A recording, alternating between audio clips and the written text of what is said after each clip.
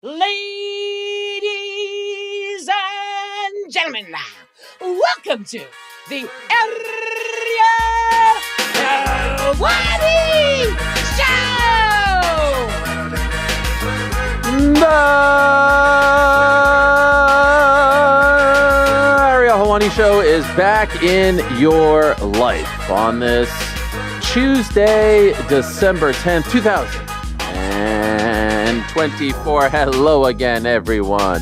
I sure hope you're doing well. I am super excited about today's program. A lot to discuss on a very busy Wednesday. Tuesday. We play two on Tuesdays. We do this show, and then we do the DAZN show with Ariel Helwani at 5 p.m. Eastern. Look outside. I mean, it is a dream. You can't even see the Empire State Building. Look at it. They got rid of it. Look at it. It's gone. It is a dark and dreary day in New York City, and it's a great day to be inside. And it's a great day to talk combat sports, and it's a great day to talk combat sports with my good friends. You know, everyone in the back over there. I do feel like we've been in the trenches. I mean, we have been working hard, rolling up our sleeves. Who the fuck is we? You know, we have a bit of a break coming up, and we'll tell you about that next week. Our traditional kind of holiday break, if you will. But it does feel like... Are you guys familiar with the show The Real World? Yes. Might have heard of it. There was a tagline that they used to use, like, The Real World, where people stop being polite and start getting real. Oh, yeah. That's the real world. That's where I feel like we're at right now. I mean, I come in there, there's just daggers being thrown at me, there's people fighting, talking If you would shit. come to work Wait, on so you time, prefer a The world where honeymoon phase. you're not getting anything real? You just want the fake? No, this Just is because good. we I have just your feel chair. like we've now turned that corner. I mean, there was once a time where On Air Jordan was the newest member of the team and everyone was being polite around him. Now I just see fighting, like people just like, I like it. I feel like this is a graduation of sorts. I actually think you've pointed to something interesting, which is that this all started with On Air Jordan, and maybe he is to blame for the. See, this is what I'm talking about. This is a joke that probably wouldn't have been said a month ago. I mean, you know? we were logging, back in the prior iterations, we were logging what, maybe 10, 12 hours in the control room a week. Now we're logging, 30, 35. It's smaller, closer quarters. Yeah, man, it's blood's gonna boil. Do you feel like we've reached that point? Oh, for sure. Yeah. Oh, you think so? Oh, yeah. since before we started. Wow. This is just what you see.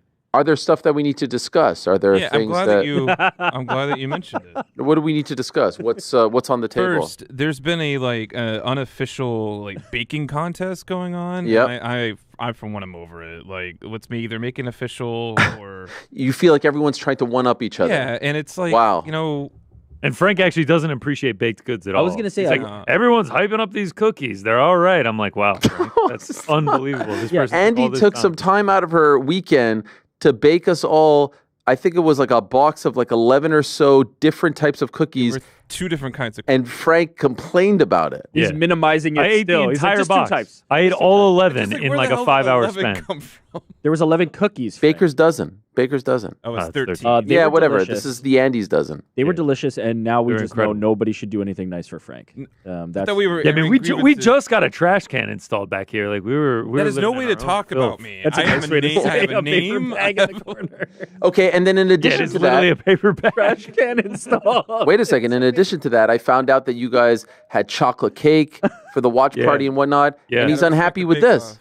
Yeah, he No, was, it was really good. he was pissed because Jordan made it for his wife, and so he thought His that being Jordan Frank, was Frank's crossing boundaries. Yeah, he was. Oh wow, Could have asked me first. wow. This is there's a lot. There's a lot to get through here. Yeah. There could be an own show on the control room. Frank, is everything okay? We'll have to offline about it. Circle back. Is there anything more annoying than when someone says like, "Is everything okay?" No. What's annoying is everything okay after they've done something to piss you off? Wait, who's done something to piss you off? Is it more annoying when someone asks if everything is okay? Who, me? When everything is actually okay, or when something is clearly wrong? That's a good point. Both are equally. I think Yeah. they're both fine as long as you actually want the To know answer if to they're if okay. something's okay. If you're just asking as a gesture, then you can kick rocks. That's the differentiator. All I'm saying is, if anyone has an issue, if anyone feels the need they need to get something off their chest, it's eric.jackman at Easy, yahoo.com. Yahoo Inc. Easy. I don't want to get Joe really just spammed. gave out the full email address. No, that wasn't the full email. No, there was a difference there. Thank God. Frank corrected it to the correct Now one. make sure you get those emails to the right spot. Frank, you said the wrong one, Yeah. and Frank literally corrected it to what it This is actually where the trim. This is where we trim this. Yeah, this is it. Oh, speaking of which, I do want to let everyone know. Some of you are very upset that our YouTube, I guess yesterday's show on our YouTube channel was blocked for I think it was like 3-4 hours.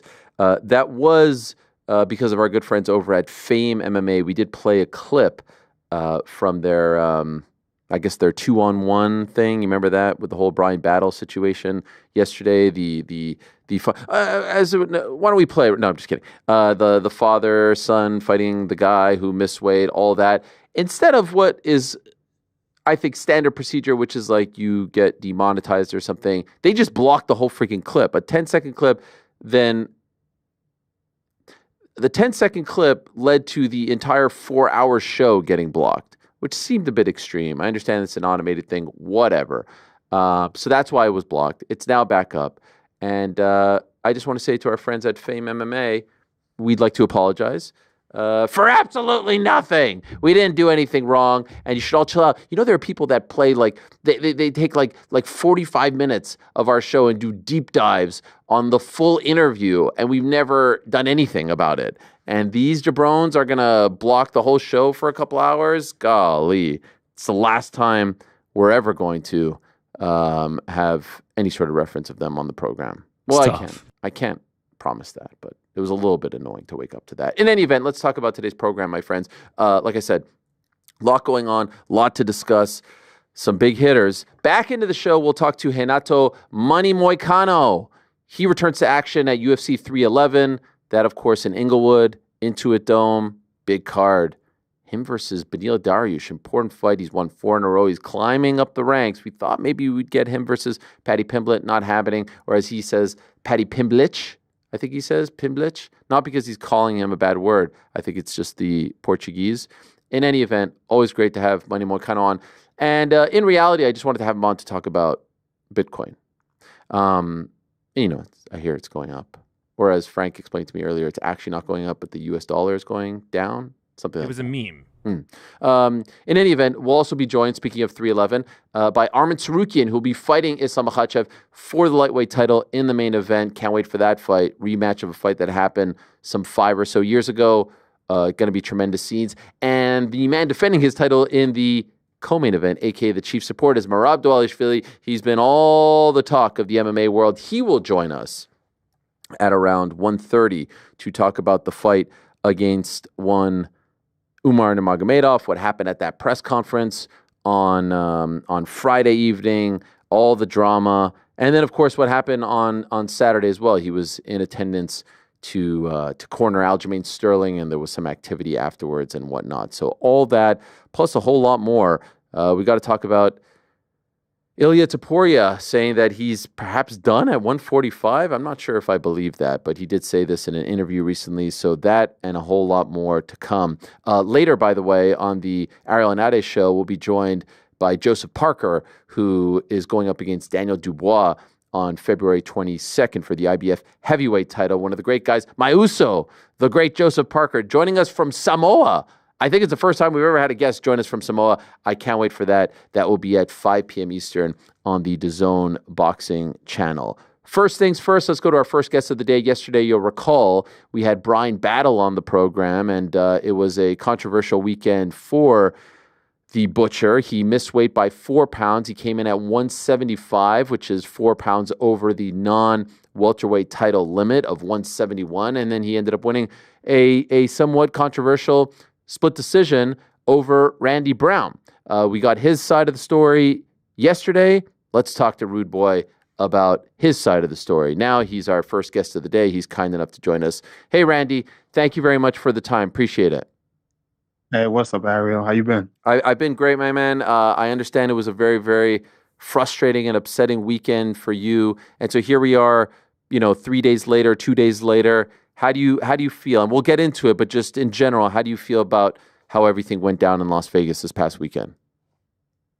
It is what it is, but I don't feel great about it, given all the work I put in, just the money spent. You just feel like you don't get a fair shake. You know what I mean? Especially given where I'm at in my career, I feel the what was at stake. You know what I mean? Grinding, I've been the streak I've been on. It just sucks. It's a shitty feeling, but that's about it. It's a lot of things that weren't fair, I think, but it is what it is. When did you find out that he wasn't going to make weight? I was literally about to get on the scale. That was one of my big issues was like, he knew he wasn't going to make weight. You could have told me the day before. They never said anything to me. They just like showed up and let me get there, let me cut the weight, let me suffer, let me go through the trials and tribulations of a weight cut. And then when I got there, the commission's like, he's saying that the commission's telling him that he can't cut anymore because he's not feeling good, so he can't cut anymore. I'm like, bro, I'm looking at his chest, I'm looking at his body, I'm looking at he got some fat on him. There's more he can cut. But if you know you're not going to make the weight, just tell me the day before so I don't have to continue to cut. They let me cut so that they can get a little advantage. That's the game, and that's what these dudes do. 30% ain't shit. So he'll take a bite of bullet and take a little bit of 30% cut, you know what I mean? Just so he can have an advantage in there. And then if you look at the way the fight played out, that's what he tried to use, that weight. He was much bigger than me, and he used that weight to try to just push me against the cage, the whole time. He wasn't even trying to fight. So I asked him that specific question, like if he played that game. I asked him this yesterday. He says no. He said, Friday morning, I was still trying to cut the weight. It sounds like you don't believe him. I don't know. I mean, Ariel, I've been in this game for a long time, bro. I get it. I know what these dudes do, man. There was no reason for him to not tell me. If that was the case, why wouldn't you just tell me? You could have easily just told me the day before, hey, call my team, reach out. We're not going to make the weight. Let's just make it a catch weight or something. You know what I mean? But no, continue to cut the weight. Continue to let me cut the weight and just show up. And I literally sat right when the official weigh-ins, I'm about to walk up on stage. That's when they tell me that he's not going to make the weight. John comes up to me and tells me, oh, he's not going to make the weight. He's 5 pounds over. What am I supposed to do in that moment? How am I supposed to feel in that moment? I think that the commission should have forced him to go cut the weight, but the commission doesn't allow him to go back and cut the weight. I think that's bullshit as well. I think the commission should force them to go back and cut the weight. Okay, so then what happens then? So you step on the scale, you make the weight, he steps on the scale, he's 175. Do you consider saying, I'm out? What happens to get us to the point of you agreeing to fight him? I can't, and I heard him say that too. I heard him say, oh, you took the fight, so I don't want to hear it. I wouldn't have took the fight, but you took the fight, so yes. I don't want to hear it. And you took money out of my pocket, so I don't want to hear it. That's bullshit because I'm at that point, I have to take the fight, man. It's pressure on me to take the fight. It makes it seem like I'm put in a position where I've spent so much money between training partners, recovery, just my whole camp, you know what I mean, travel. You spend all that money and you're put in a position that I'm not going to say no. I'm not, and especially I'm prepared. You put in all that time. It's like most guys are not going to say they're just going to fight. And I was put in a position where I had to fight, so I fought. And if I didn't fight, you know how it is. I would be made out to be the bad guy, be made out to be this punk or the pussy that couldn't fight. You know how it is, right? Mm-hmm. So I had to fight and I fought. And, it is what it is. Yeah. So when I heard him say that, and I think a lot of people felt the same way where he said, like, if it was me, I wouldn't have fought. How do you react when you hear that? When you hear, the guy who missed weight, who then ends up getting the nod over you, say, if I was in your shoes, I wouldn't have accepted it. It's a slap in the face. It's a slap in the and how am I not supposed to feel like that wasn't strategic? Look at how he's handling it. Look how he just like, I don't give a damn. It's like, well, you took it. Oh, well, especially when you got gifted a decision.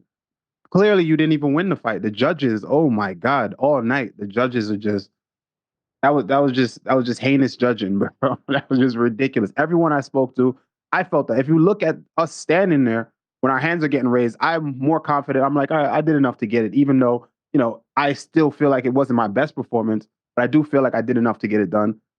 Look, when they raise his hand, he's completely shocked. And he's just like, oh, damn, all right, great. He's just relieved that he got it. But I don't know, man. I'm kind of at a loss for words. I really don't even know what to say, but it just is what it is. It's shitty, bro. Shitty. We all kind of assumed that he got he had to give up 20% of his purse to you, but then yesterday he said it was more than that. So, And then you just said 30. So was it 30 or was it even more than? It was 30%. Okay. But the money doesn't matter. The money doesn't matter at all. What it is that you have to show up. I agreed to show up at that weight like a professional. I showed up at that weight at the day, right? And then he didn't. That's all it is. He did not, and I think that he purposely didn't. Do you regret taking the fight? Not at all, because I beat his ass. All he did was try to hold me. There's not one moment that you can find in that fight of Bryan having a great moment of just throwing shots or anything like that. He just pushed me and used that extra weight to just grind me against the cage. I mean, I think that I had the better moments. He went over 6 on takedowns. I hurt him. I landed the more shots. I took him down twice. Yeah, I don't get it, man. 3 times I took him down, actually. I just don't get it. The people who scored the fight for you, it seems like they scored 1 and 3 in your favor. Do you agree with that? Yeah, I agree. I'll give him 2 just because of, there wasn't any action really there. It was just him pushing me against the cage. But 1 and 3 was definitely my round. I spoke to Dana. Dana said, "Hey, I thought I had you winning the fight." Sean Shelby thought they had me winning the fight. Everyone had me winning the fight. I just don't know what the judges saw. Yeah, I thought it was supremely close as well. And I'm not sitting there scoring, but before, just like the Volkov fight, I thought he won the fight. And initially I was like, oh, yeah, I think Randy's got this 29-28. And I was like, okay. And then I was even more surprised with the Volkov fight. And I know that you're referring to the judging all night being a little bit suspect, if you will. But this is the game, right? I mean, it doesn't seem like they're changing. It's the same characters showing up to all these fights. There isn't much being done to change judging. How do you feel about the state of judging? Do you feel like this is the first time you lose a split decision? So it's not like something that has been plaguing you throughout your career, but just the state of MMA judging. How do you feel about it? I think something needs to be done. I think they need to retrain them, or we need to get. And so it's an old conversation that we keep having over and over, right? Where we're talking about 3 guys that are untrained, and maybe we should get fighters in there to do it, or maybe, I don't know. I don't have the answers, man. But I just feel like things need to be different. Things need to be different, and the judging it's something that's been plaguing our sport for a long time, and we need just properly educated people in there. That's really it, I understand where you're coming from. I'm wondering if you have a thought on this. Some have said, if you miss weight, a percentage of your purse isn't enough. Maybe it should be a point deduction going into the fight. It should be something at least harsher, stiffer. Do you have a take on that? I can see that. I like that. But honestly, dudes can make weight. Dudes can make the weight. I don't care what you say. You're a professional. You can make the weight. I think what needs to be done is, I think hit them with like 60, 70% of your purse. Gone. And I bet you motherfuckers make weight. I bet you things change. If they start losing their money, if you start feeling like you fighting for free, I bet you everybody makes weight, or start fighting in their proper weight class. Because even with this dude, you look at a guy like Bryan. I mean, he was big in there. He was big. I present big, but I'm not as big as people think. It's just I'm tall and I have skinny legs, wide shoulders, right? But I was no more than about 186, 87 pounds in there, man. I know Bryan was way bigger than me. I know he was heavy, and I felt how burly he was in there. I asked him yesterday. He said he was in the low 190s, but I think I saw you right that you think that he was around 200. Had to be. Had to be. You felt it. You felt the difference. Of course. You feel, and it's not even like a strength difference. It's just a burliness it's just a heaviness that he had, And you mentioned that about the 50%, the 60%.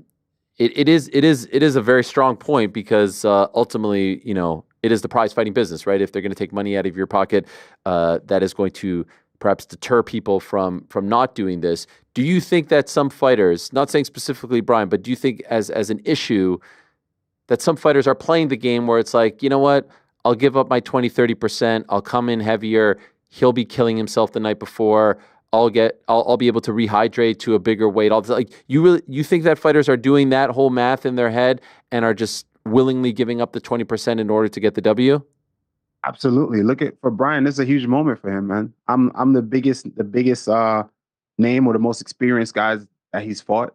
This is a huge moment for him. For him, he feels like this was his time to progress with his career. So it's an investment in yourself. You bite the bullet now, but then it'll pay later. So of course people aren't dumb, man. These guys aren't as dumb as people try to make them seem. You know what I mean? People know what they're doing. This is all strategy in there and gamesmanship. So because even when we reached out to his manager, and his managers, what his manager said? He was like, "Yo, take the fight or not take the fight." Randy doesn't want to take the fight. That's his problem. Damn. That was the energy on it. Right. There was no trying to negotiate or have try to figure this out. They didn't give a damn. That's just what it is. So I don't know, man. For me, I feel like regardless of anything, I feel like I won that fight, and I feel like that I still should be fighting for a top 15 opponent next time, because I had the option to kind of opt out and not fight this dude earlier, and I like to stay active, so I decided to go in there and keep fighting, and took the risk, and now here I am. The judges fought me, so After being in there with him, he's had some momentum. What do you think of his skills overall? I think he's a bum. I know that may come off as me being salty, but I just don't think he has nothing for me. I just don't think I'm not impressed with his skill set. Let's just put it like that. I'm not impressed with his skill set at all. He got a lot of work to do. Considering the fact that you said Dana White said that he thinks you deserve to win. Do you think that they will kind of book you as if this was a win, and that you will progress? Because you were climbing the ranks, you were putting it all together. I can understand why this will feel even more frustrating considering the role that you were on. Do you feel confident that they will book you in that manner? I would hope so. UFC has always been pretty good to me, and we have a great working relationship. So I would think so. But you never know. So I'm just waiting to see what happens. Were you supposed to fight Carlos Paredes on this card? Or was there talk of it? I was supposed to fight him on the card. And what happened? What happened is he said he couldn't fight on this date because he was something for he had a holiday or something like that. So he wanted to fight in New York. So he wanted to fight earlier. I couldn't fight in New York, and he couldn't fight on this date. This was the original date that was offered this past weekend, and he couldn't make it. So he was trying to force New York to happen, and New York couldn't happen. So they kept my date and gave me a new opponent. Okay, and just curious, why New York couldn't happen for you? Why couldn't New York happen for me? I mean, it was what like 3-4 weeks out. Okay, I just didn't have enough time. Got it. I thought maybe you'd want to fight in New York, but if the timing doesn't work, I would love to. Yeah, I would love to fight in New York. Is that a fight that you'd like to get in 2025? Absolutely. I would love to fight that guy. And him amongst many other fighters in the top 15. Honestly, I just need to move along in the rankings. I've always been adamant about fighting guys like Jeff Neal. I think that my style matches up well with a lot of the guys in the top 15 and the top 10. But trying to get there, that's the issue. Yeah. By the way, have you been impressed with Carlos? I have been. I saw the media did something the other day, make it seem like I said that I wasn't impressed, but that wasn't the case. Okay. I said that I am impressed by him. He has a great skill set, but they like to push these guys really fast. Let's see where he's at in the next 3 years. Mm-hmm. I've been here putting in my work, putting in pain. Let's see where these guys are at. It's not easy to stay here. You know what I mean? So let's see what happens. And by the way, can I ask, what's the issue with you and Michael Chiesa? It seems like maybe you're not a fan, and what's going on there? Oh man, Chiesa just did some shit that I didn't like. That's it. Chiesa did some shit that I didn't like, and we're good now. We spoke recently, actually, but what makes you think I'm not a fan of Chiesa? Correct me if I'm wrong. I think you said F Chiesa at the presser last week. Am I wrong about that? That usually implies that you're not a fan. And then he was asked about it, and he's like, "Yeah, I don't know. I like Randy. I think he doesn't like me." So I mean, all of that from last week made me feel like you're not a fan. Am I wrong? Last week, Nah, you're not wrong. Okay. I don't want to rehatch it. I don't want to like I just wanted to know what the beef was, what the issue was. None. He just told me we were gonna fight back then. I'm not interested in fighting him now. You know what I mean? I know he's doing his thing. I'm doing my thing. But at the time, it was just one of those things where he told me he was gonna give me a fight. You know, I didn't come out publicly and do anything. We just had a conversation, and then multiple times, and then you know he said some other thing. Then he went on a broadcast and just said some other shit. Then that I didn't like. You know what I mean? I'm like, bro, you said we were gonna fight. Now you dissing me in a way. So I didn't like that. Okay, all right. That's it. I could see actually that. I mean, he's on a bit of a roll now. That you don't think that's a fight that would make sense? Just got to sit with my team, man, and see what's up. Like, I think there's bigger fights and better fights for me, and fights for me to move. I don't have time to waste, man. Yeah, it's like you see where I'm at. You know, I feel like I'm so underappreciated in the division already as is. You know what I mean? I can't afford to have stupid hiccups like this. You know what I mean? I need to keep moving. So running into shit like this and stepping back or sidestepping, I don't want to do none of that, man. I just need to keep fighting and get my wins so I can continue the road that I've been on, you know? Can I ask, why do you feel like you're underappreciated?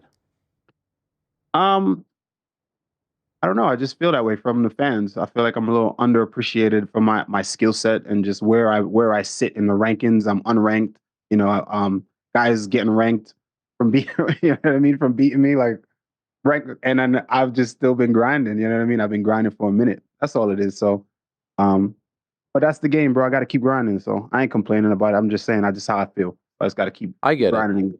You know? Do you feel like it's because maybe you don't talk trash, you don't have a gimmick, you don't do all that sort of thing, and so then you don't get I don't know what it is. I don't know what it is, but maybe that's what I need. Maybe I need a gimmick or something like that. But who the fuck knows, man? You have to stay true to you, though. If it's not who you are, then it's not going to work. Yeah, I'm not a clown, bro. I'm here to fight. I'm here to get shit done. You know what I mean? I'm not here to play around with people.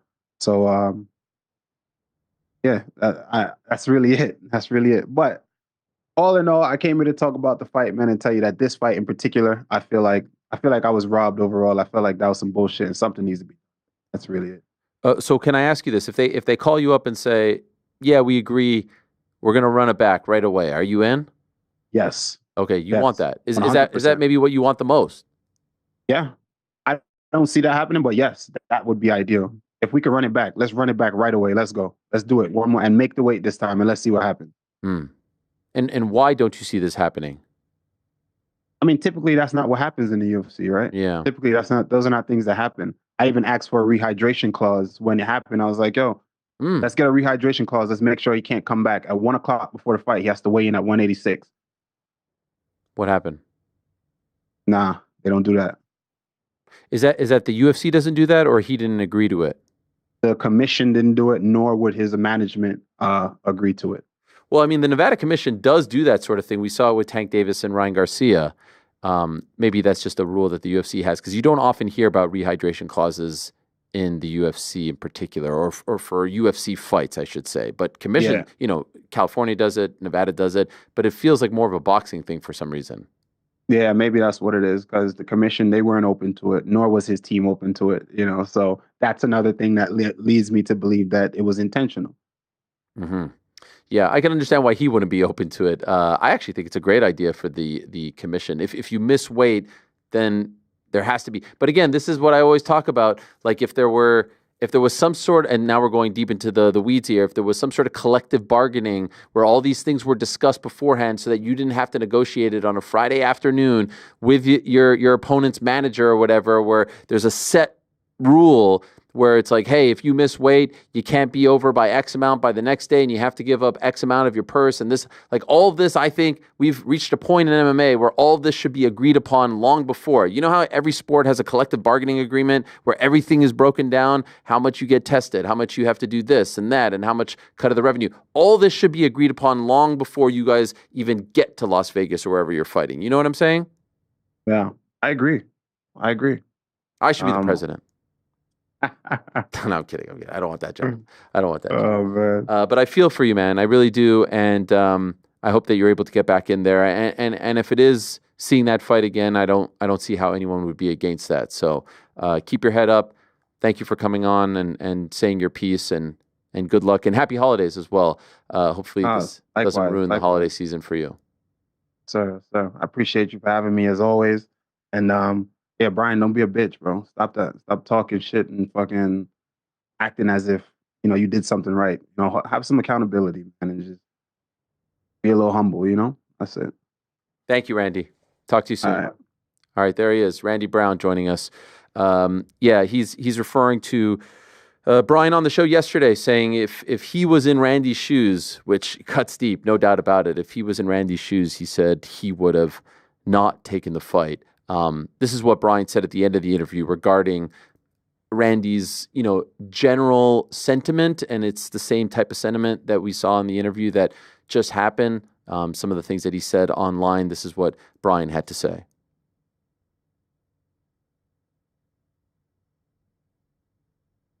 Randy, he's an incredible fighter. You know what I'm saying? I got better just being in the cage with him. But with that being said, you know, he did take the fight. You know what I'm saying? Like I feel zero guilt, zero remorse. You know what I'm saying? Like, because, you know, like he still was very capable of beating the shit out of me on Saturday night. You know what I'm saying? He was still throwing hard shots. So, you know, it's whatever. Man, I got to tell you, between that interview yesterday and this interview today, I wouldn't hate seeing them run it back. And Randy is right. Historically, the UFC doesn't do that sort of thing. Is there something going on up here? You all right, man? No, I don't know what's happening. Did something pop or no? Like, give us more description. No, I don't know. I was just kind of looking up. I don't know if the lights were. I don't know. Something was something. But was it something you heard or something you saw? Maybe both. There's a clip from the watch party on Saturday right before Bryce Mitchell gets his finish, and I like look around in the studio and I'm like, did anybody else hear that? And Bryce Mitchell gets the finish, so we never addressed it. Yeah. Yeah, I don't know what it was. That studio might be haunted. Just keep us abreast, please. Do you think it's a drone? No, it's not a drone. I don't know what did that go over Montclair? The like New Jersey drones that have been. No. What are you talking about? All right. Do you think it's an alien? Oh, definitely an alien. Who's on the floor above us? I have no idea. Oh, above us. I was like, who's? Merab, right? No. Zuck up there? Yo, Zuck just stopping. Bro. Come on, stop by. Pull up. Oh, Mark. Pull up, Zuck. I was talking to my son's friend who's 12, and I was like, "Oh, I didn't know you were coming over today." He's like, "Yeah, I just decided to pull up." I'm like, Yeah, shout Wow. out. I'm like, I don't think you could say that if you don't drive. Sure you can. I guess I never thought about that. Yeah, That's like, hilarious. Hey, you like technically are driving when you're pulling up. yeah. I mean, like, We'll pull through, pull up. You know. right. That is funny though. I also like that you were just like, I didn't know you were coming over. Did you today. take his bike After That would school? be What are you adorable. doing there, man? Yeah, and he's like, "Nah, I just decided to pull up." I'm like, "What? What are you your- talking about?" Are your kids big weekday hangouters? Oh, this has been a huge problem. Oh, I'd love to hear this. This has been a huge problem. They're like, "Can we have a play date?" And I'm like, "What? Play date? It's Tuesday." And my middle and youngest, they still say play date. The oldest is now graduated to like get together or hang out. Chill. You know, it's not really play date anymore. That's not cool. But I was always brought up with Monday, Tuesday, Wednesday, Thursday, Friday. Like Friday's different, Friday. but Monday through Thursday, there's no hanging out. I was the exact same way. Yeah. Man. After school activities, great, but like a play date? Nah, I get Yeah, it. that's And until I got to like high school and I could drive myself, it was Monday through Thursday. Maybe a rare Thursday one, but Monday through Thursdays it was no go. Did you guys work through high school? No, I was a spoiled brat. I worked as a busboy. Wow. Rough Well, high time. school for me was 7 to 11. What?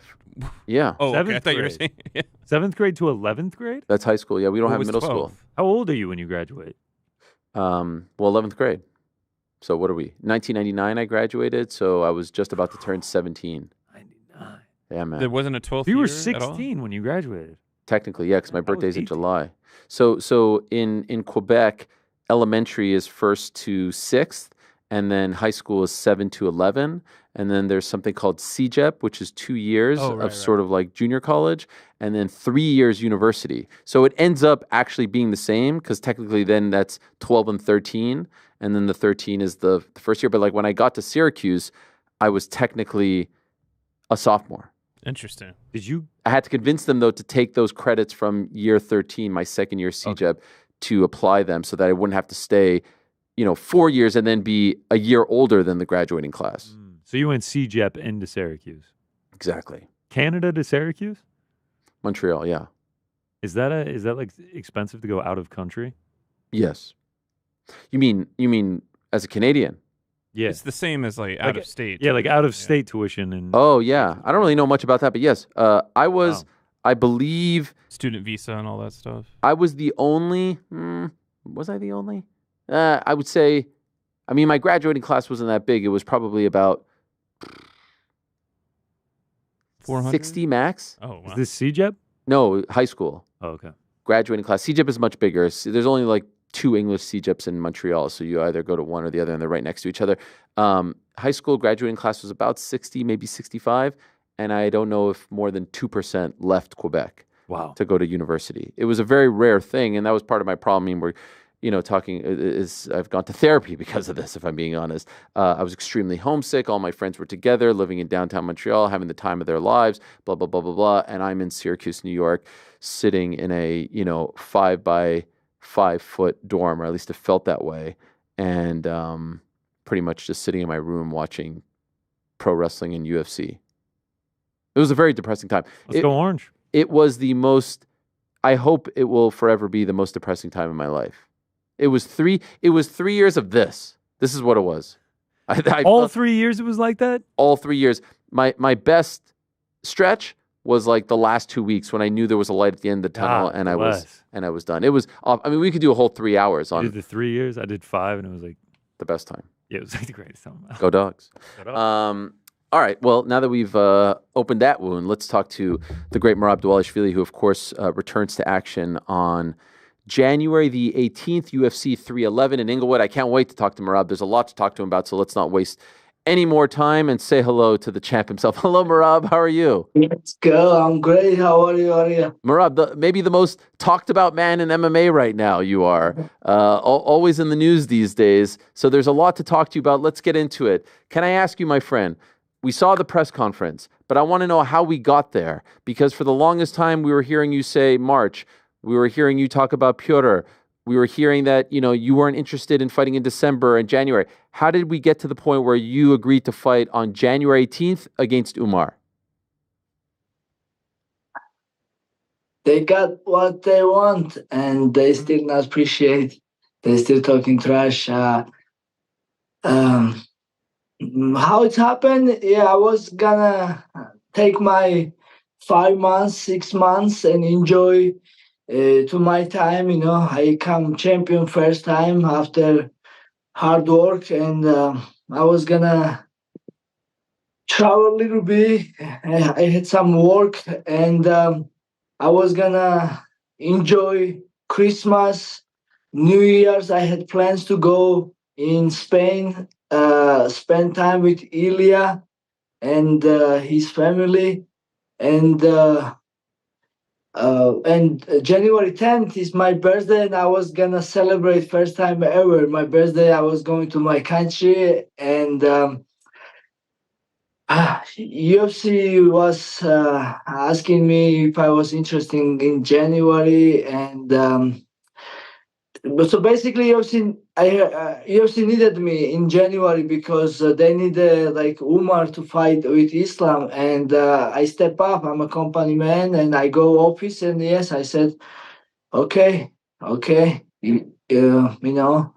step up, and I said, okay, I'm just tired, and then okay, we can fight. Even though I was coming from injury, I was taking antibiotics, whatever, and like I said, I was helping Aljamain Sterling in camp, and I wasn't not going to fight before February, but yeah, I changed my mind. I'm a warrior, and I'm a company man, and I give favor even Umar and Islam too. They were fighting both in same card, and I before I was fighting both, I was thinking, hey, when I will come champion, I can fight in every 6 months. That would be great. I will know when I'm gonna fight, and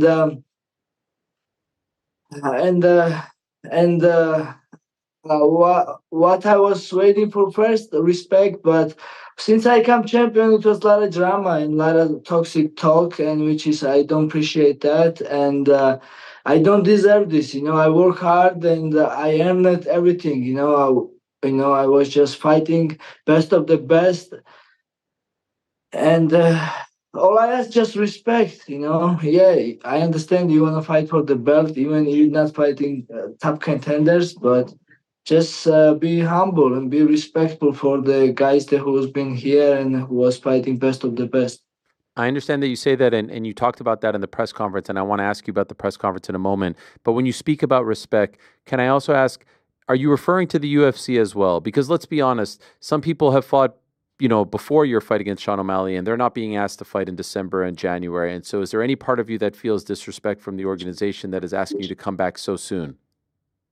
No, I understand. Sometimes they.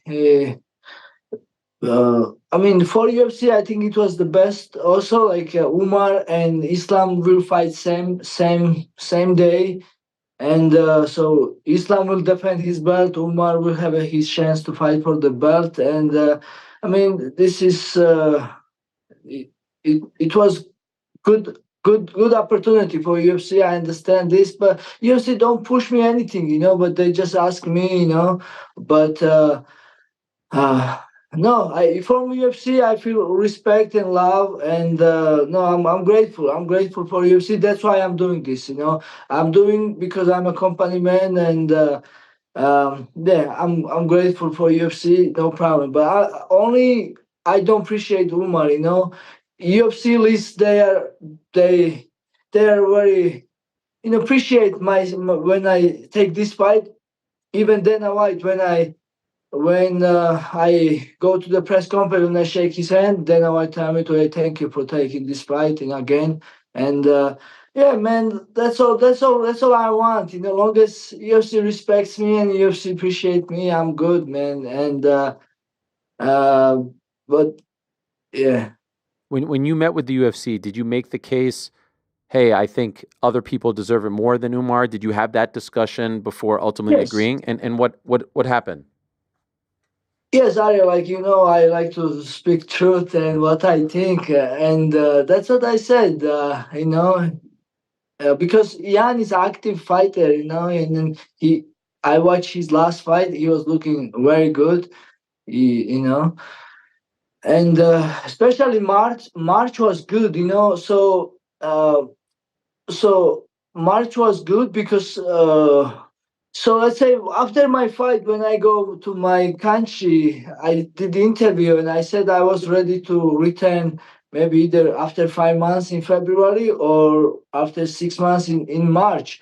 But since I say that, Umar, that's where he start disrespect me. He say, "Oh, March is Ramadan, I'm not fighting there, bro. It's not. I have no idea when it's Ramadan. It always change, and it's not my problem, my friend. You have to wait." And then I was thinking, oh, since Umar can't fight in Ramadan and he don't want to fight, I don't know. Belal Muhammad is fighting in Ramadan, but so if Umar can't fight Ramadan, I will give Yan great fight, and Islam is fighting rematch too against Tsarukyan. So I don't see why they see the rematch. Oh, they say, oh, you beat already Peter. Yes, but that was 2 years ago, and after Peter has a great fight, and I was thinking to stay busy and fight Peter March, and then O'Malley wants fight in April,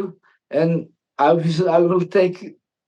was gonna take a quick turnaround, fight Omar in April, and then if Umar wanted to fight in May, and I was gonna fight, and I was hoping that he was gonna fight one more, like maybe against even Song Yidong, but he's not fighting him. He's bullshitting us.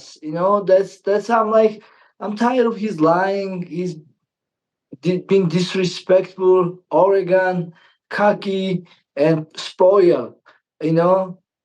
That's all. And when I was watching the press conference, Merab, you're a fun-loving guy. We've known you for a long time. I was wondering, and maybe a little bit worried, that you were too emotional in the press conference. You seemed very upset, and you were very, very emotional. It was a side of you that we don't often see. Do you feel that way now, looking back on Friday? Do you feel like you were too emotional? Yes, I agree. I was mad, and I don't like this drama. I don't like fight. When I was fighting O'Malley, I was kissing, I was smiling. I don't like this bullshit. I don't have nothing to prove, man. I'm a professional fighter, and I don't want to fight outside. Even this Umar's fans. One guy in Paris, he tried to disrespect me. That was Umar's fan, and then I was gonna just walk away. I just show middle finger, and I was gonna walk away, but my friend to have my back, and I now no, of course I was gonna fight. In the same thing, this guy, like, the last event, the guy called me and he would disrespect me in Russian language, and he was typing me video, and he said, "Do you understand, right? Do you understand?" And then he was talking me the trash, Umar's friend, somebody, and so what happened was, to press conference when I met Umar. Let's go back. When once Umar starts tweeting disrespect me, and of course I was mad as a man, and I wanted to punch his face in the street, not in the fight, and in the sport is different, But I wanted to beat the shit out of him, but you know. Unfortunately, I don't see him outside, and I see him in the T-Mobile Arena building, and it was UFC security and all the cameras, and I don't want to punch him because I don't want to make trouble for UFC. They don't like this kind of stuff, and I don't want to be the guy who whatever. So and then of course I was asking Umar, why you disrespect me, and he answered me, because I wanted. And when I asked him again, he said, "What are you gonna do about it?" And then this is fucked up answer. And after we had press conference, of course I was mad about this. I wanted to punch this guy's face in the street, but I wasn't able to. And then he said, "Oh, Merab, I never disrespect you. I never disrespect you." And he, like 20 minutes before, he say, "I disrespect you because I wanted. And what are you gonna do about it?" And then 2 months later, he even tweet. You can Google, and he say, "Oh, I'm sorry, Merab, if I disrespect you somehow, I apologize." And then this guy changing, this guy lying, and I was so mad about this, and that's why I lost a little bit, like myself, and I was very mad, because every time I fight somebody, if I lost against a respectful opponent, I won't be mad, and I will be happy for my opponent, because if I lost even against any top contenders, hey, you know what? You win, congratulations, good job, da da da da. But Umar just disrespectful guy. I think you were referring earlier to the clip that has now made the rounds after the Aljamain fight when you were walking out. Is that what you were talking about, where someone tried to videotape you? And then you've posted a video now, I guess, saying that person was a part of their team. And so could you tell us your side of the story? What happened there? So as you see the video I post on Instagram and X, so I was walking back with Aljamain Sterling, and some guy grabbed my shoulder, my hand, and then he had phone, and he was filming video, and he was disrespect me in Russian language. I mean, my Russian is not good. I don't really speak Russian, but I know the bad words that he was cursing on me, cursing my family, and also he told me, I know this word, "Ty понимаешь," which means, "Do you understand, right? Do you understand, right?" And then he was cursing on me. I'm like, and then security was there. I really want to punch his face, but then security also realized that he was cursing on me, and then security can tell this guy was talking trash, and security hold me, And like it was so hard, man. I'm a man. I'm a fighter. I don't know. First of all, I live in a respectful way, and then some stupid dumb ass disrespect me. Of course, I will fight. I will fight, and so I wasn't able to go close to the guy because of security. But my friend got my back, and he slapped this motherfucker, and then this motherfucker a couple hours later. So the UFC security tell me later, oh, they kick him out from the arena, but I go his Instagram, and he was somewhere else watching fights, no problem. And then me, I leave this. I UFC asked me to stay when I record, like to shot me and Umar. I said okay, no problem. But after they finished this, I left because I wasn't in that mood because these provocate people. And so this guy, even after the fight, he was taking picture with Umar, and then even Umar sharing pictures and saying his story. Oh, we got him, or we like he was proud of this pro cut guy. Umar was proud, which is he was supporting some like provocate fan, which tried to provocate me, and this is also shows the Umar not good guy. If any my friend or anybody I know that try to provocate Umar or touch Umar or try fight with Umar, I will never support this. I will tell this my friend or whoever will be, hey, you know what? It's not your business. You should not mess up with professional fighter. It doesn't matter. It's Umar or anybody else. And but Umar was supporting this guy, and he was taking picture with this guy. Was taking picture with Islam and other guys, and Yeah. In the post-fight press conference, Dana White was asked about it, and he called you his mini Sean Strickland. That sometimes you can't control yourself in these moments. We've seen you come to your friend's defense. Do you agree that you need to do a better job of not engaging fan, spectator? I understand that this guy you say is a part of the team, but just because you have so much to lose, you're a UFC champion, and there are going to be people who are going to try to come after you or say things to rile you up.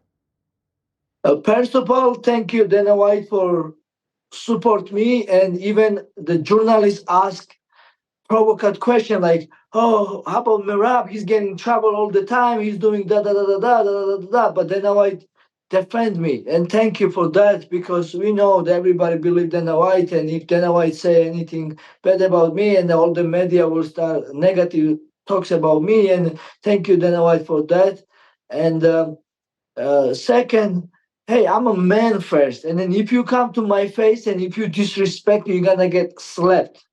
And don't try that, because I'm a man and I will never forgive you. Even if I have to go jail, I don't care, man. I don't care. I have so much to lose. I don't care this belt. I don't care this money. I don't care this legacy. I'm a man. I live respectful way. And that's how I will live. That I don't care. I don't care this, And especially now I'm a U.S. citizen. Like, I can fucking fight, beat the shit out of these motherfuckers, and I have no problem to pay whatever ticket or go to jail. I don't care, because don't disrespect me. That's what I'm gonna tell you. That's it. Okay. Is there any concern on your part, your team, that as we get to January 18th, that once again you will be very emotional? And sometimes when you're emotional in a fight, you don't fight smart, right? Are you concerned about this? Just in his presence, the press conference, fight week, there's going to be a lot of drama probably, right? And so how are you going to try to avoid getting too emotional?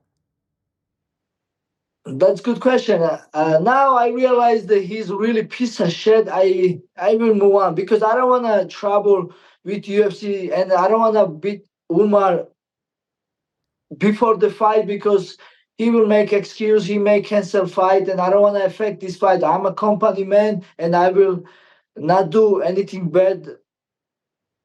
Not bad, like I will not do anything that what's gonna affect fights, and I'm gonna ignore these losers. And Umar is good fighter, but he's not a good man. That's my problem. But now, yeah, I just realized he's a piece of shit, and now I'm good. You know, I'm not gonna fight before official fight, and I'll be cool, and let's yeah. Okay. I'm not okay. Okay, just one more time. I'm gonna correct this.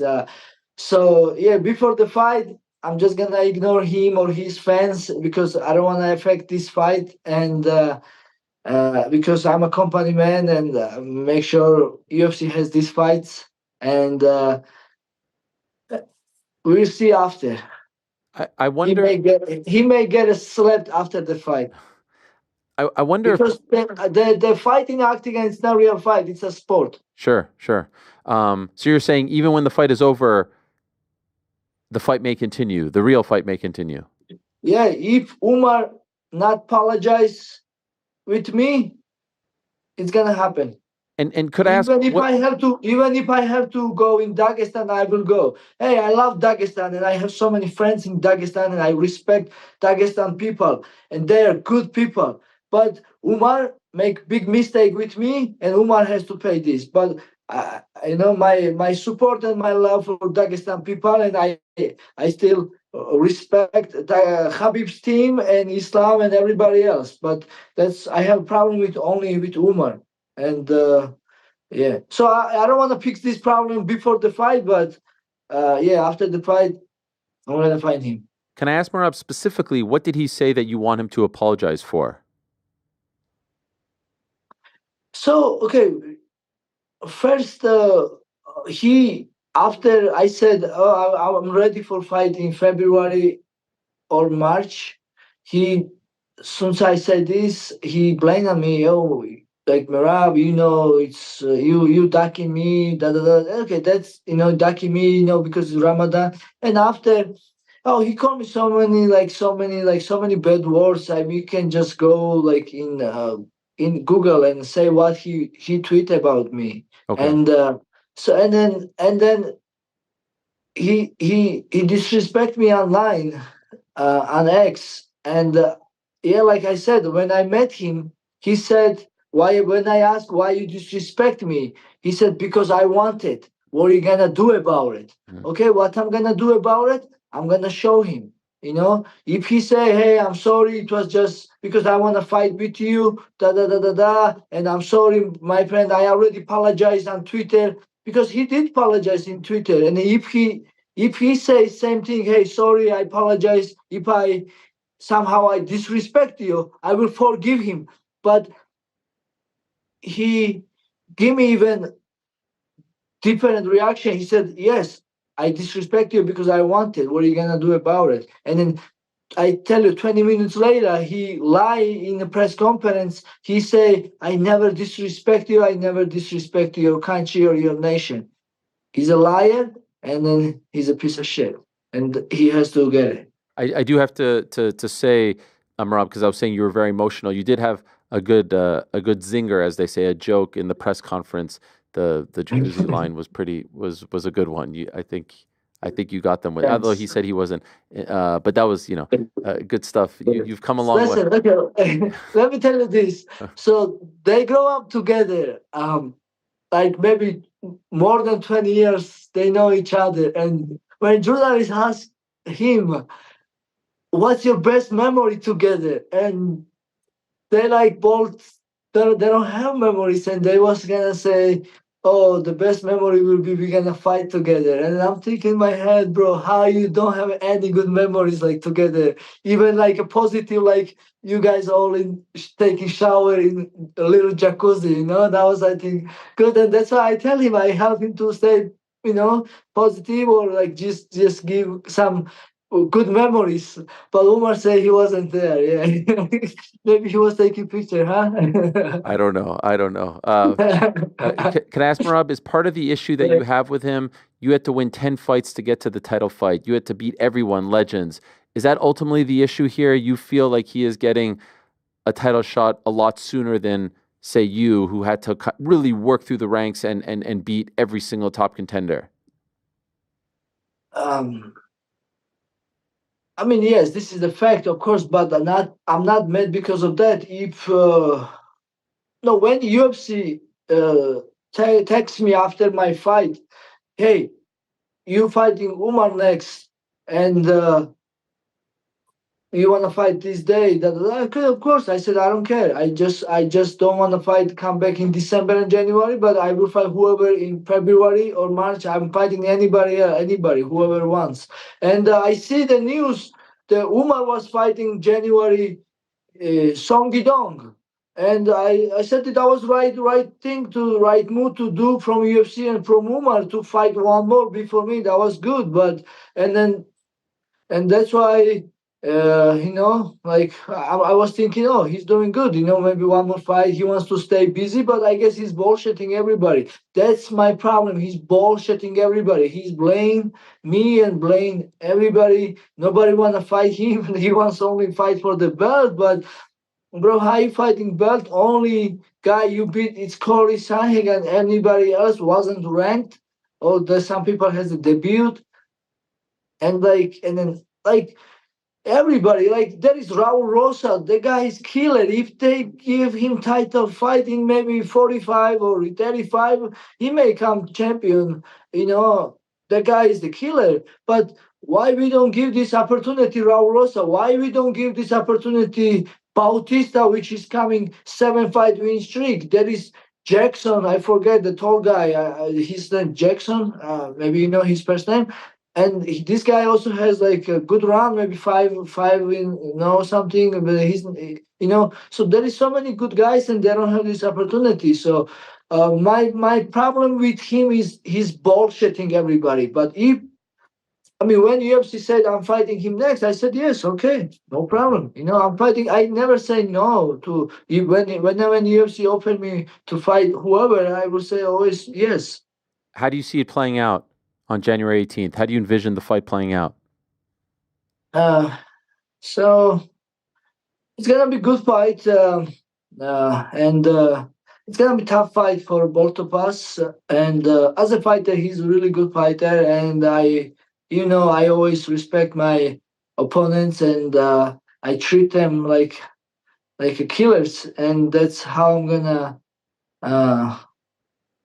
treat this fight too. And I don't know exactly how it's gonna go, but it's gonna be a good fight. Yeah,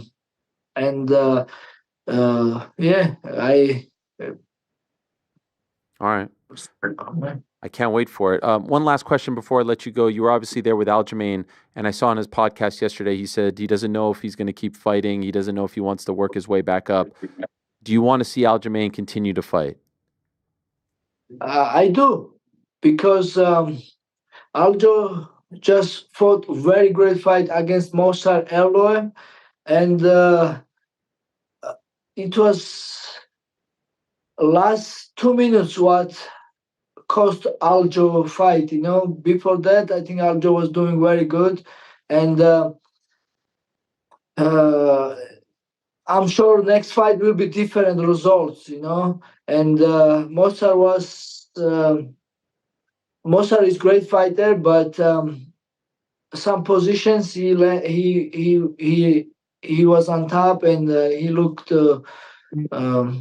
good. And so anyway, so next fight I'm sure will be different result between them. And Mosar, how I know, he will fight for the belt. And if Ilya moved up,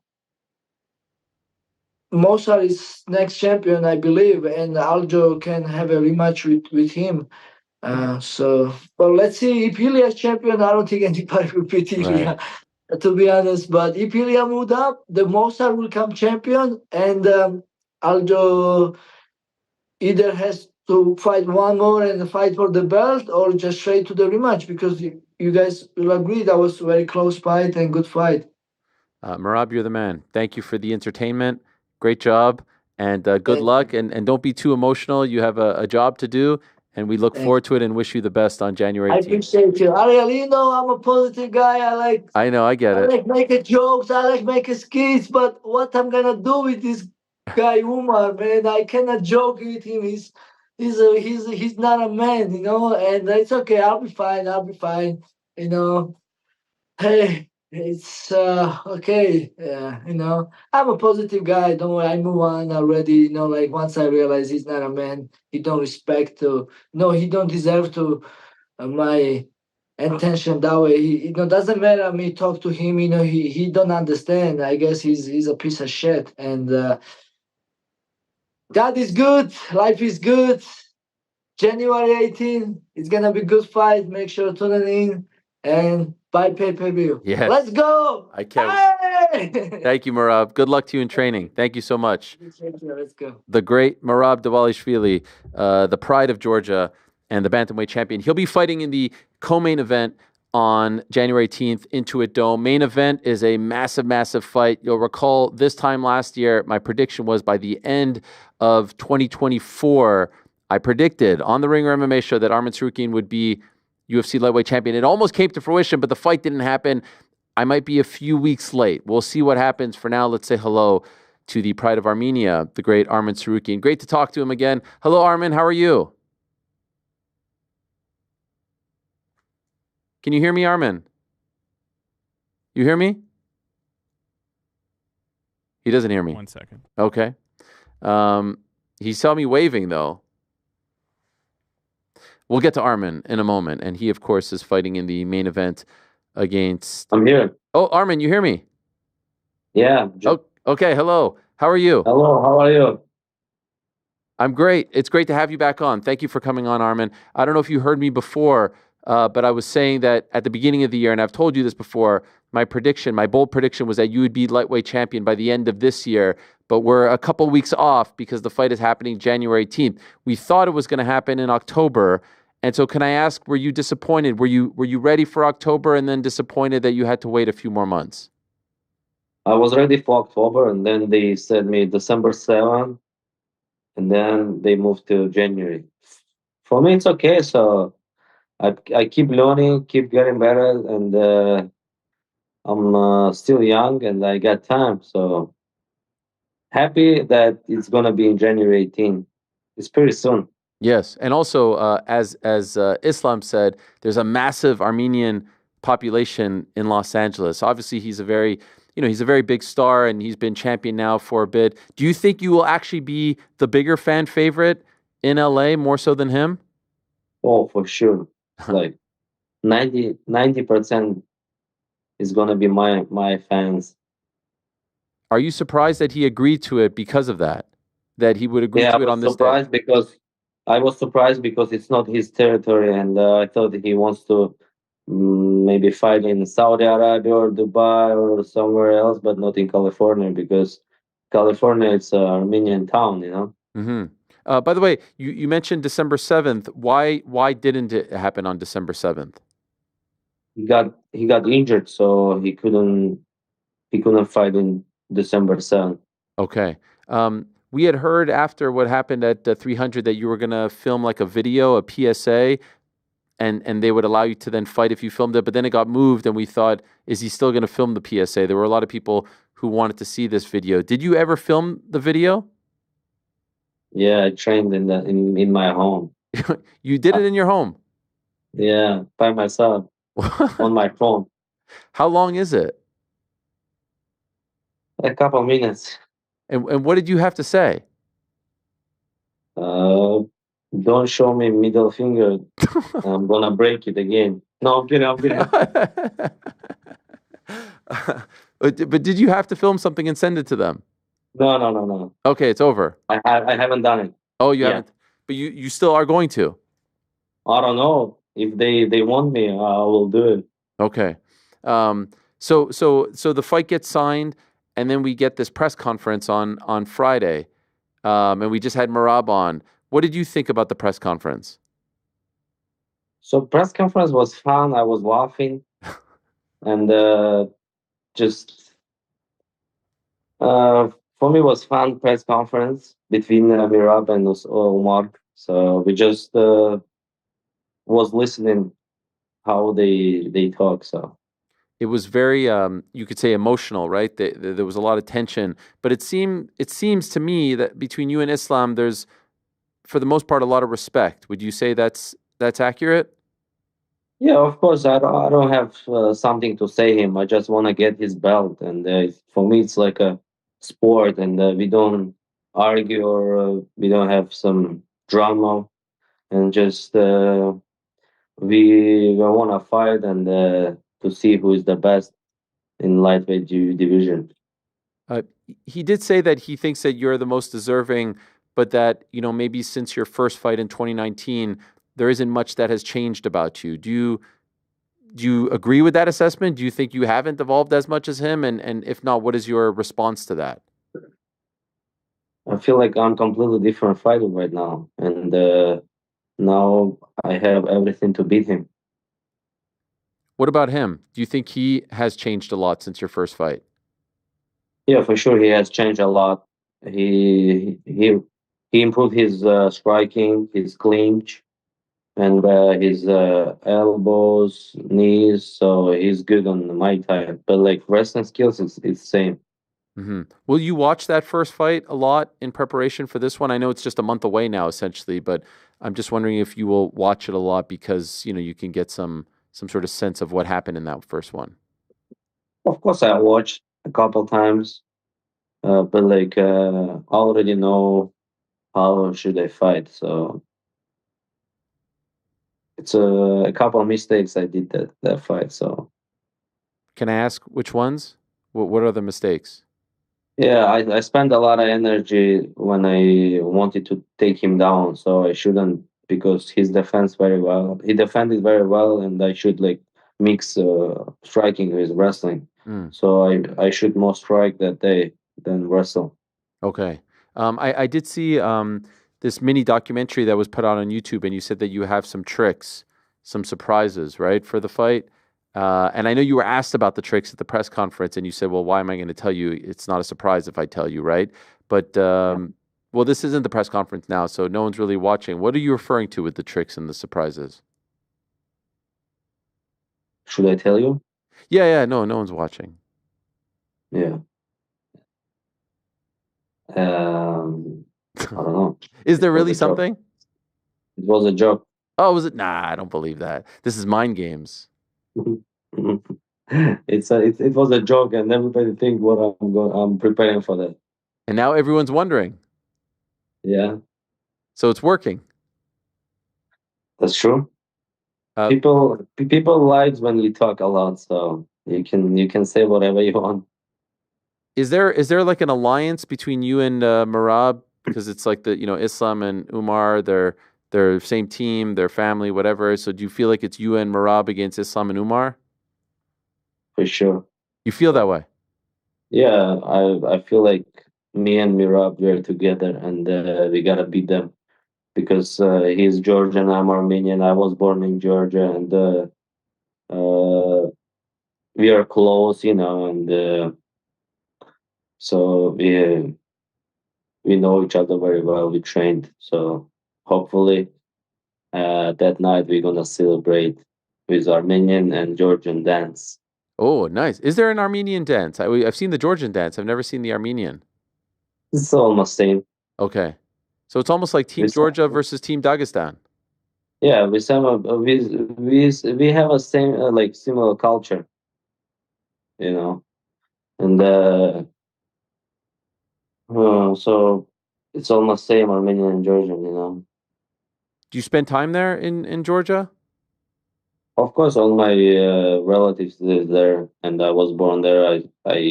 I go there more often than in Armenia. Oh, wow. Okay. You spend more time in Georgia than Armenia. Yeah, right now, yes, because my relatives live there. So my uncles, my cousins, and I go there 3-4 times a year to see them. But now you're in Florida, right? Yeah, I just came to Florida a couple of days ago and started my training camp. I did. I started in Russia. Okay. Please. What's happening? Someone's talking? No, my chef is making noise. Oh, you have a chef. Yeah. I saw you had a massive meal of chicken, and I think you're wearing the hat. Is it the hat from the restaurant that you're wearing right now? Yeah. Are they sponsoring you?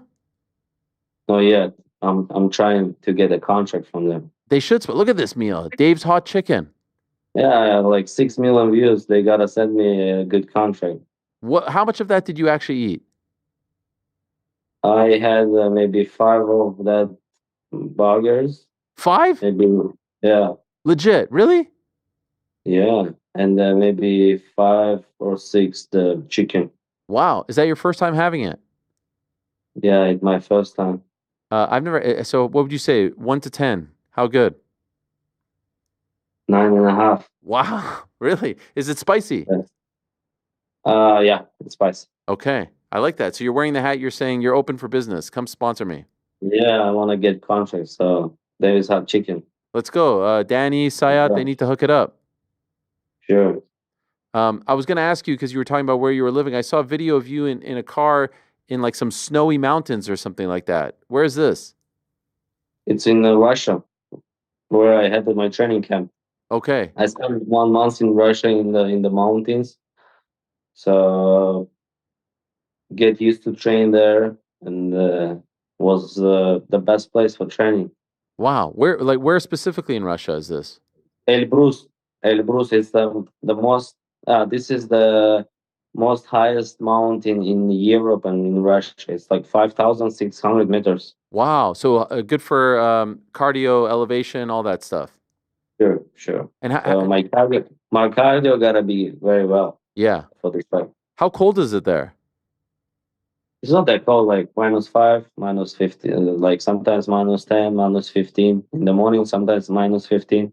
But like I'm used to live there. I live in Russia all my life, so yeah. And in Georgia, where I live in Georgia, it's cold too. So, and it's a mountain place as well. Which climate do you like better? That climate or Florida climate? That climate. More than Russia. Florida? Really? Yeah. Come on. I like mountains more than ocean. Really? You want to be cold? You like being cold more than the sun and the heat and all that? Yes. That's crazy. Because I can do snowmobile, I can snowboard. So a lot of different things. So why do you move the training camp to Florida? Why don't you just stay there the whole time? Because you can be in mountains a long time. You gotta be there 21 days and then leave. How come? It's like specific training. It's like Olympic teams does like this. So you go there for 3 weeks, and then after 3 weeks you gotta leave the place because you shouldn't stay there more than 3 weeks because it no makes sense after that. Okay. I don't know if you saw this, but I think it was yesterday or the day before. Ilya Topuria said he may be done at featherweight and he wants to move up to lightweight. Have you seen these comments? Yeah, I've seen it. What do you think of that? I'm happy because new name in our division, and he's tough. He's a champ in 145, and it's always good when you get new name in your division, and especially like Ilya Topuria. Would you have any issues fighting him? I mean, it's a business, of course. If I'm gonna be a champ and he wants to fight for the belt, of course I'll fight it. Okay. But for me, to be honest, doesn't matter. I just focus on Islam right now, and then we will talk about all fights. Sure. And do you think, obviously, you think you're going to win because he's popular and he's held the belt for several fights now? Are you expecting it's going to be 2 fights against him now? Do you think that they'll do an immediate rematch? With Islam? Yeah. I don't think so. You don't think so? Yes. I mean, it's going to be Ramadan, and well, I want to fight as soon as possible. So you want to fight right away after this one? Yeah, in May would be great. Wow. Because I gotta make money after belt. I'm gonna make money. Yeah.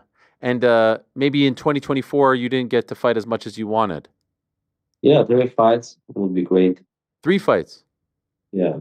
Who do you think is the next guy? Like you win, who do you think your first title defense will be against? Oliveira, for sure. You think so? Again? Yeah. This is gonna be a good fight. 5 rounds fight. Yeah. With a former champion and new champion. So great fight, great rematch. What did you think of his performance against Michael Chandler? To be honest, I didn't watch that fight. Why not?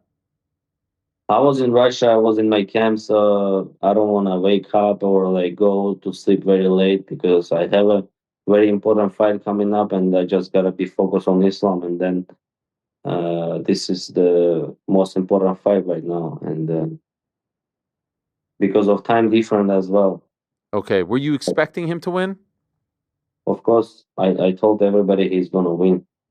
I thought he could finish him, but like I heard he's dominate all 4 rounds. Or Yeah, the fifth round was Chandler's best round. yeah, but I heard that Chandler looked good as well. His cardio was good. Yeah. Yeah, in the fifth round, he was great, which would suggest that. Charles has said he'd be willing to be the backup fighter for January 18th. Have you been told that he is, in fact, the backup fighter? No, I haven't heard about that. But I heard he got injured. I don't know. Oh, okay.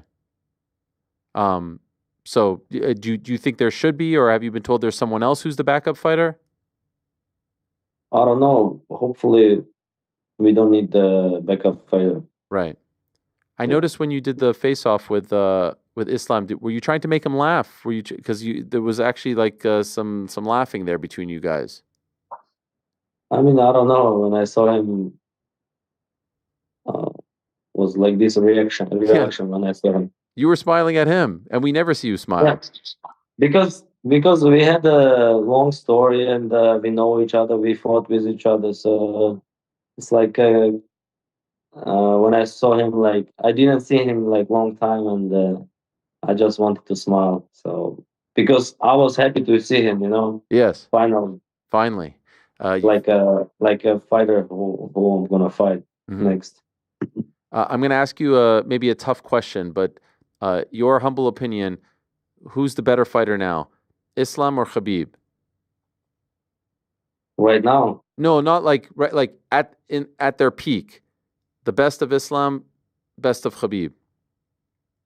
It's a tough question. Because Habib for me is a different level fighter, not just like a fighter, like a man. So I like more Habib than Islam. Why is that? Because when I was young, I watched all Habib's fights, and for me, he's a goat in our division right now.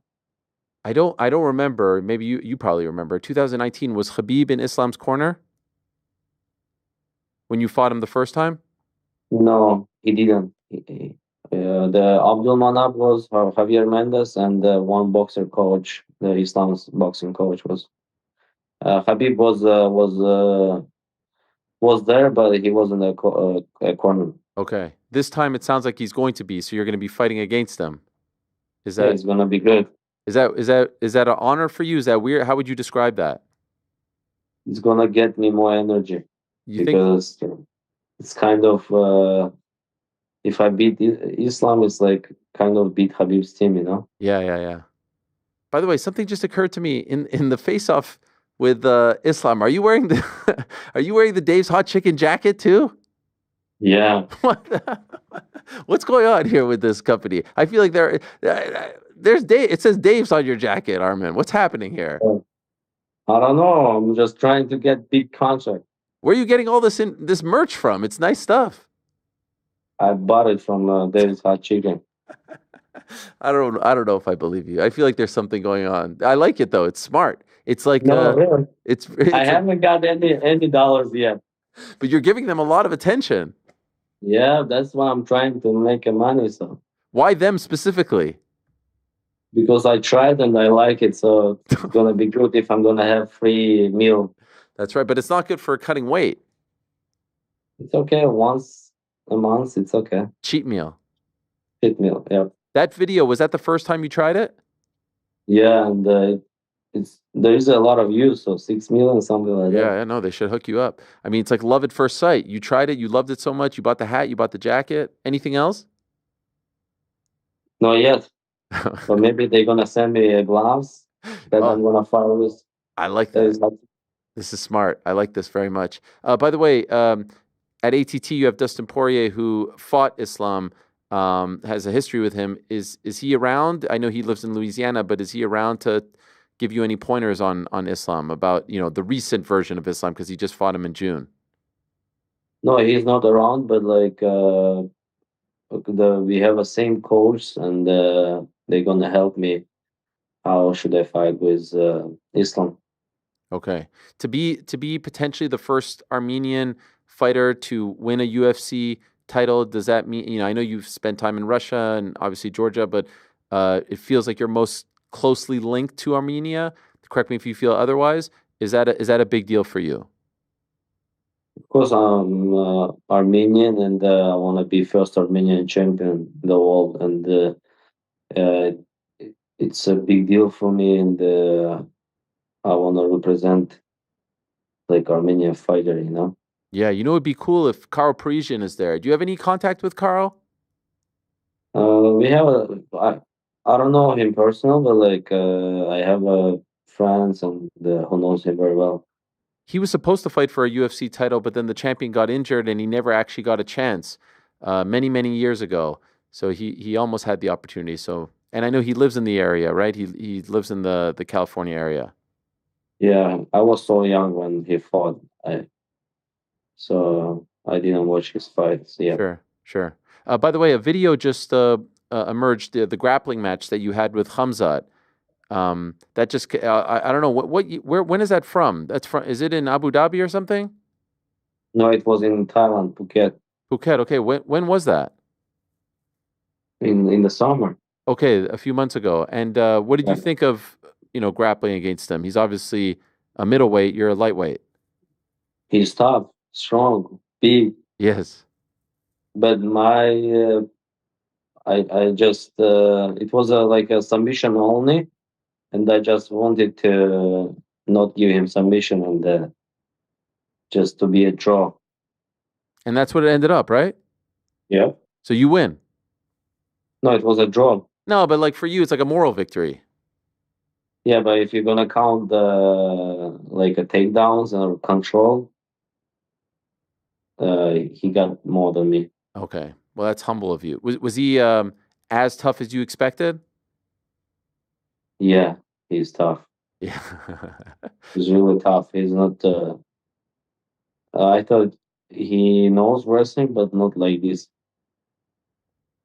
How much do you think he weighed in that? He was 98 kilo. 98. It's like maybe 216. 216. And what about you? I was 183. Oh, 183 pounds. Yeah. So he was like 30 pounds more than you. Yeah. What do you think will be a tougher test? That match against Khamzat or fighting Islam? Grappling with Hamza. Oh, wow. Okay. By the way, when you go to sleep at night, do you think about what life is going to be like if and when you become UFC champion? Are you allowing yourself to dream of a potential new reality that's a little over a month away? Sometimes, but like for me, I don't know why right now it's not. It's became a not big deal for me. Before it was like crazy. I thought like if I'm gonna be a champion, life is gonna change. But right now I'm like so calm and just I need the belt, and I don't think where I'm going after when I get the belt or what's gonna happen. I just want to see Vandana like get me a belt on my waist. And why do you think that is? Why do you think you're not thinking about that? Because you're so close. Yeah, because it no makes sense where you're going or what are you gonna do. It's the most important thing to win the belt, and then you can do whatever you want. So Okay. And obviously you think you're going to win. What do you think? You think it's 25 minutes? Or are you expecting something else? no, I want to finish him. It's a goal. Oh, it's a goal to finish him and not let judges to judge me. Yeah. Well, I can't wait. Because you never know what happened, So now it's sometimes the close fight they give for the champ. So that's why we gotta show that we are way better than him. Yeah, you can't leave it to the judges, leave it to chance, all that stuff. So you make it emphatic. Arman, I'm very excited about this. This card, these two fights, and the rest of the card, fantastic. What a way to start 2025 for the UFC, and finally you're getting that title shot. So I'm very happy for you. Congratulations on getting the title shot, and of course, good luck in the next month as you prepare for the great Islam Makhachev. Thank you so much. And good luck. And I gift for you. I have a gift for you. Oh yeah, what is it? Is it chicken? Oh, I have a toy with my face, and I want to give to you. I want you to put it here on your table. Yeah, put it on your table. You have a toy. Yeah, I'm gonna ship you. Please, it would be an honor. I'll put it right here, next to all the champs. Deal. I love it. Thank you, Arman. And good luck with the chicken, getting the deal done. If your managers can't get it done, let me know. I make a few calls. No problem. No percentage. I take 0%. No, I'll give you 10. Okay, fine. Hey, listen, whatever you want. I don't need it. It's my pleasure. But if you want, you want. Yes, I want. Okay. Thank you, Arman. Good luck to you. Yeah. Talk to you soon. Thank you so much. Okay, bye-bye. There he is, the great Arman Tsarukyan. What a guy. Love talking to Arman. No nonsense, and a massive, massive fight coming up on the 18th of January in Inglewood. Technically, it's Inglewood. It's not LA, but it's all kind of the same. Brand new arena. And like I said, that card is tremendous. Yuri Prochazka versus Jamal Hill. And another fight that we just found out was added to that card. We found out about this back end of last week. A massive one. Also at 155, Beneil Dariush against one of our favorites, Renato Moicano. And he's kind enough to join us to talk about this new fight booking. Let us go to the wall and say hello to Money Moicano. Hello, Renato. How are you, my friend? What's up, Ariel? Very good. How about you? What's up, everybody? Everyone's doing great. It's great to talk to you. By the way, what do you think of this fight here? This is your weight class and teammate of yours, right, Arman? What do you think? Arman versus Islam. How do you see it going down? Tough fight. Two wrestlers, two guys that are very powerful. I think it's going to be a fun matchup. Yeah. Do you have a pick? Do you have a prediction? Or Tough. I was watching the interview. He say he wants to finish Islam Makhachev. That's going to be very hard. But on his last fight, Islam Makhachev, we could see some holes on his game, right? Dustin Poirier did a great fight against him, and I think Arman is a very good fighter, a very good wrestler. Let's see. It's so tough to see where this fight is going because Makhachev is so good at wrestling, and I think Dustin, he did good because he's a great boxer. So I don't know if Arman has the same level of boxing of Dustin Poirier. So that's why I'm not sure. But for sure, it's going to be a fun matchup. Yeah. Do you train together at all at ATT or separate training?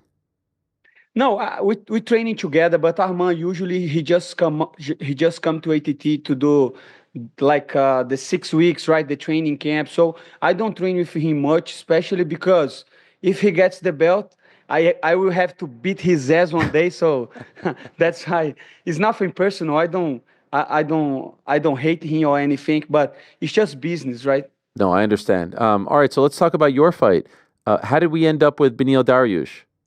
I don't know. Like, what happened is after my fight with Benoit Saint-Denis, I say to FC, hey, I'm getting old. I need to fight as soon as possible. If you want to give me a fight for November, December, January, I will fight anybody. But of course, I was thinking about an easy matchup like Paddy Pimblett, like I was saying. But that's up to the UFC.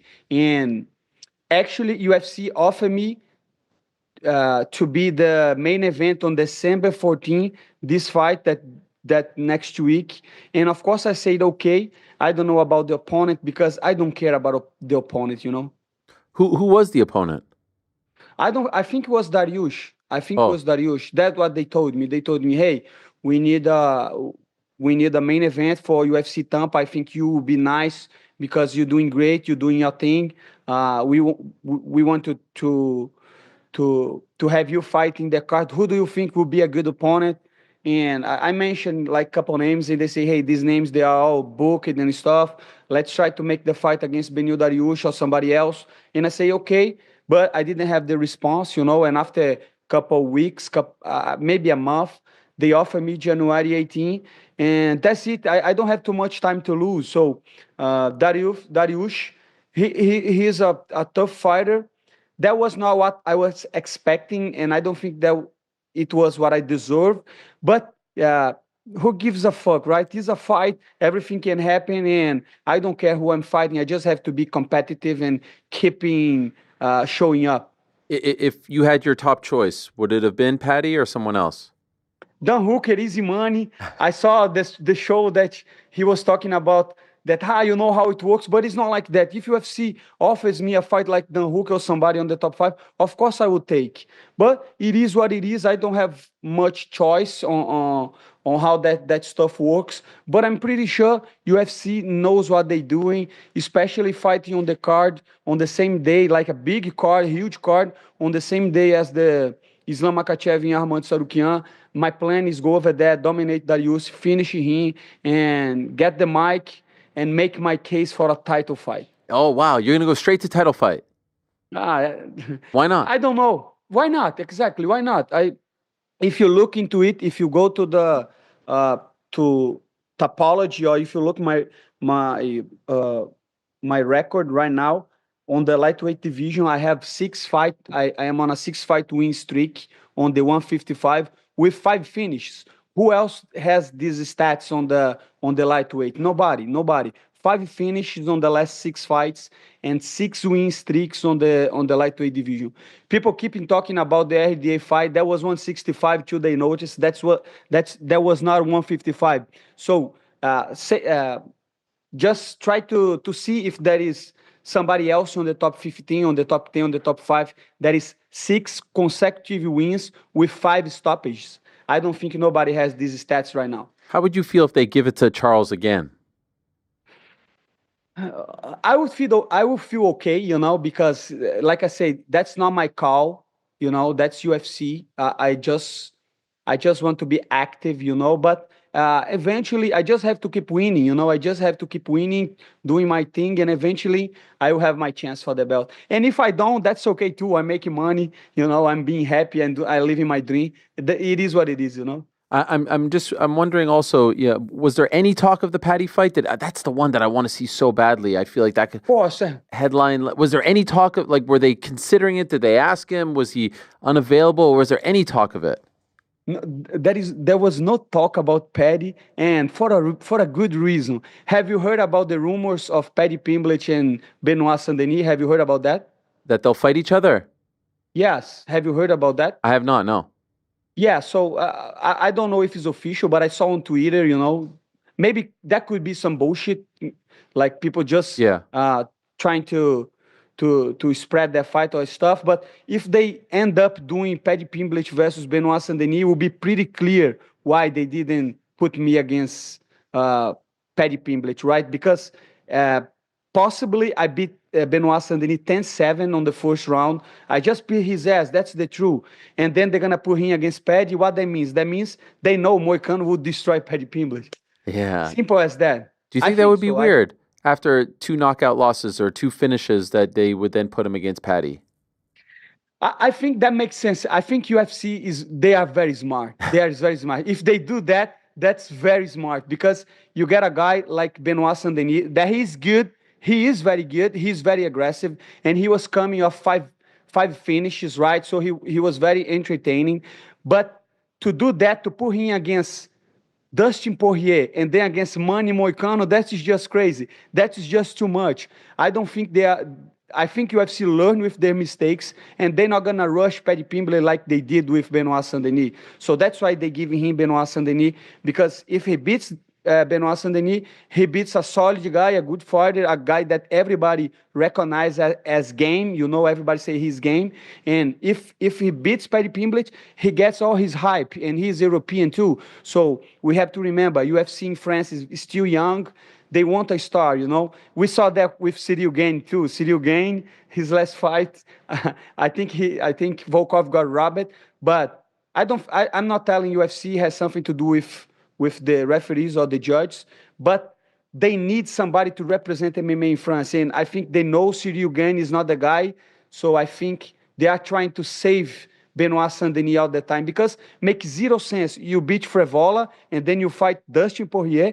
That makes zero sense. And then you lose to Dustin Poirier and you fight Manny Moicano, that is coming off several wins. And now he's fighting Paddy Pimblett. But if you see on the business perspective, this is very smart, because whoever wins gonna get all the other fighter hype, you know? You mean That's Alexander Pimblett? Yeah, Alexander Pimblett. Paddy Volkov.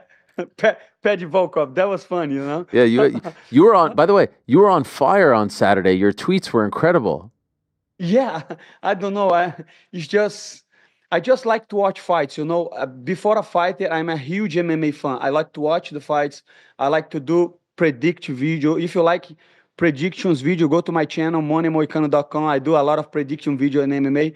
I am a fan. I'm a true fan of MMA. So I'm really blessed to be able to do MMA and to go on Twitter and talk to people, go to YouTube and talk to people, and especially be here with you. That is a huge figure in MMA, and especially on social media about MMA. So I just enjoy, you know, I'm just enjoying.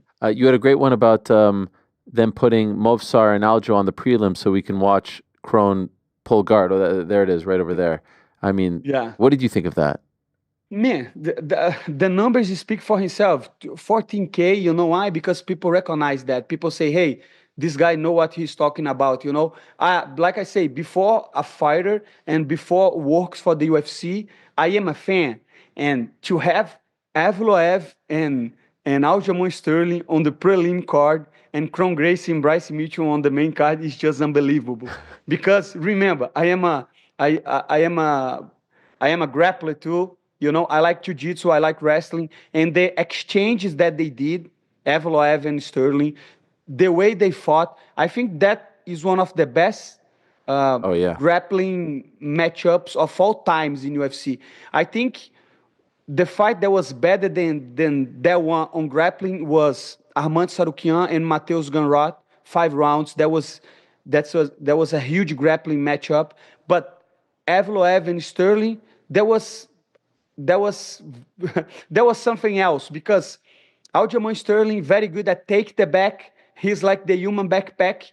But Evloev is so good that he was like getting off and holding his hand and getting on the front headlock. That was a very fun matchup. And I think everybody was talking about, that's going to be a boring fight. And then there was a very exciting grappling match. And the other side, fucking Kron Gracie was pulling guard on a main event, you know? He was coming off 1 or 2 losses.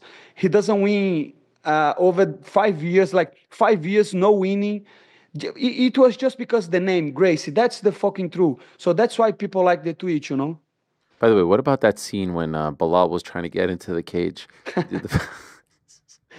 It's just and I love Joe Rogan, and even though he's a comedian and stand-up artist, I think that was his best bid, you know?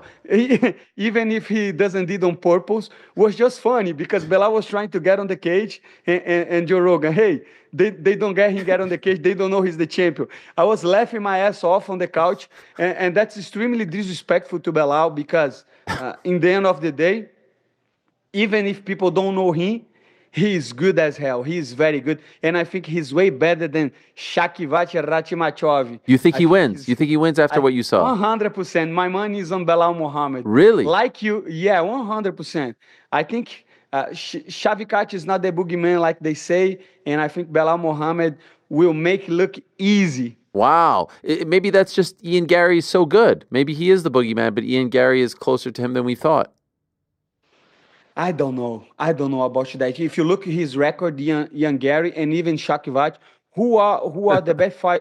Who is the best fighter that they face? Probably Jeff Neal, right? Yeah. They both fought Jeff Neal. Michael Venom Page, he is good, but he's not UFC level. That's the truth. He doesn't have wrestling. He doesn't have jiu-jitsu, and he's old. So I don't know. I think he looked good because he finished all his fights. But Belal Mohamed is good on what he does. He is a complete MMA fighter. He's very good. People don't give him the credit, but disrespectful or not, that was funny as hell. Joe Rogan calling the security guard zone. By the way, just one last thing about this past weekend. Just curious, your fellow Brazilian, Pantoja, is he top 5 pound for pound in your opinion now? Not in my opinion. Wow. This is why I love you so much, Moicano. You never sugarcoat things. You never sugarcoat. But I'm not sugarcoating. It's just because I have to look up the rankings right now. How many screens do you have there, by the way? You have multiple screens? I'm fucking trading crypto all day. No, I'm joking. Calma aí, filho. Eu tô trabalhando. Desce lá, pai. What's happening? Oh, you're a little guy. Yeah, he's trying to play every day. He just want to play. Let me check the pound for pound list. So I don't think Pantoja is in a situation that he's better than Islam Makhachev, Jones, Pereira, Topuria, or Belal Mohamed. So that's why I cannot say he's top 5. But in my opinion, right now he's better. He should be on Tom Aspinall place at least. So 6? Maybe 8. Oh wow. 6 is Dricus Duplessis, Yeah. And I think you have to be pound for pound. It has to be in who you face, right? He faced Kaya Sakura, and like he say, I'm not gonna let a Japanese come over here and take my belt. So no UFC record, the Japanese guy. And like him or not, Drico Duplessis beat Adesanya, right? And beat Sean Strickland. So very, very good guy. So that's why. But I like that Pantoja got his main event, and he did a great job on the fight. That looked easy. And I like him calling out DJ. I think that was a smart move. I think people definitely have to recognize him. Pantoja is one of the most well-rounded MMA fighters of all times. We can argue that is better strikings, maybe better wrestlers, but with his striking, with his wrestling, with his jiu-jitsu, his power to finish fights with knockouts or submissions, and his grit, he's aggressive. He always fight like he's a contender. He doesn't fight like a champion. Tell me a champion that fight like Pantoja. So that's why I recognize him. Like couple defense, I think he's going to be on the top 5 and eventually even on the top 1. But right now, I think he still needs work to do, and it's not his fault. UFC needs to find contenders for him, I saw your boy Gilbert Burns was saying it's bullshit that he's number 9. He's upset. He thinks he should be higher. You saw that? Gilbert? No, I didn't see. The level of disrespect, better but not enough. Your thoughts? I don't know. Gilbert has his own thoughts about that one, especially because he's so close with Pantoja. They are very close, but I try to judge that like an MMA fan, not as a Pantoja friend, Yeah. So that's why I think it's very hard to have a conversation on MMA because it's so subjective. But it is what it is. Don't put me on. Okay, I'm sorry. Bad spot. I'm sorry. Can I ask you about Beneil Dariush now? We go back to him. Yes. He hasn't won in a couple of years, but you look at the guys he lost to, Arman and Charles. Like these are the top guys, right? And so, where do you rate him right now? Do you subscribe to the idea that he's past his prime, or do you think it's just a matter of the fact that he lost to 2 of the top guys? Yeah, somebody on the Show Me the Money, the podcast, yes, shout out. My podcast with Burns and Maddie, they did a post, me very young and strong and him very old, right? They did the post, but I say to them, brother, we are at the same age. If you're calling him old, I'm old too, my brother. So I think we are in different moments on the career, So definitely he is top level, but I don't know if what is his reaction time, I don't know what he's doing with his training camp, with his recovery. I don't know. I'm feeling in my best. I'm 35, but I'm feeling good. And that's why I want to keep fighting, to take advantage of my prime right now. And to be completely honest with you, I'm not thinking too much about that. To me, even if I think he's not on his prime, I will train and prepare myself to the best version of Dariush because I know he lost couple in a row, and now it's time to go for him. You know, if he loses that one, he's going to be in a bad situation. And I have something to say. You will be in a bad situation because I'm not losing. I cannot afford to lose. January 18, I'm going over there and finish dominating and beating Beneil Dariush. And I don't care. I don't care if he's good, if he's bad, if he's in a good situation or a bad situation. I care about money, Moicano, and I want to win. By the way, it is unbelievable that you're the same age. He looks like he's like 10 years older than you. You calling him old? No, but it just looks, the white hair, I don't know. It's just something, I don't know. He looks a lot older than you. Yeah, that's true. No, yeah, that's what I say, you know. I'm taking care of myself in the meaning that I'm not getting too much beat up on the training, and that's what I was asking. I don't know how he's training, if he's doing a lot of hard sparring, if he's recovering well, but to me, I got in a point that I know how much training I have to do.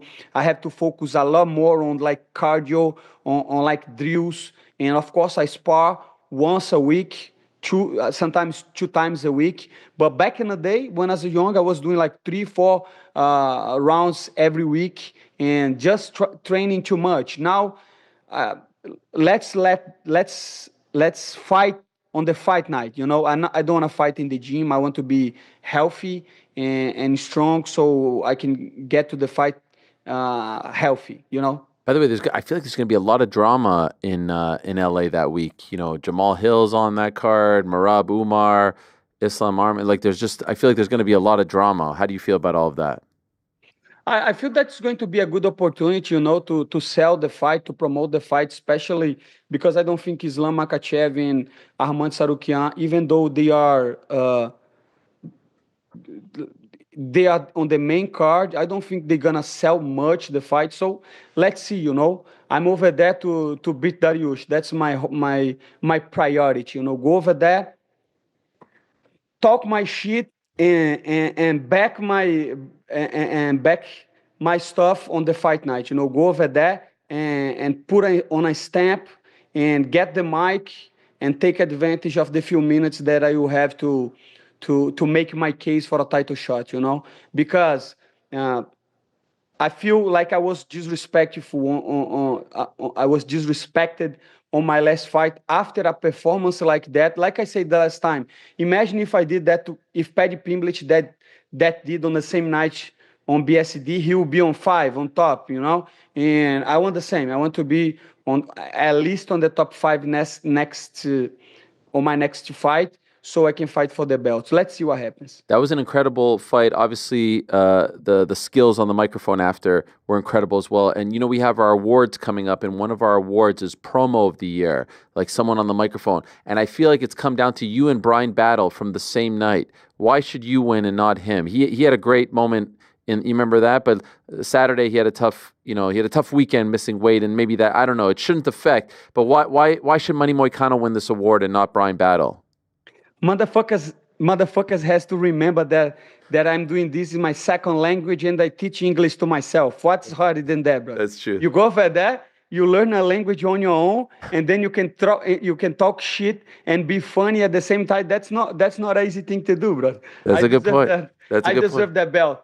And you're talking economics, you're talking politics. Can I ask? I don't know anything about any of this stuff. I have a single mind. I just talk about sports, fighting.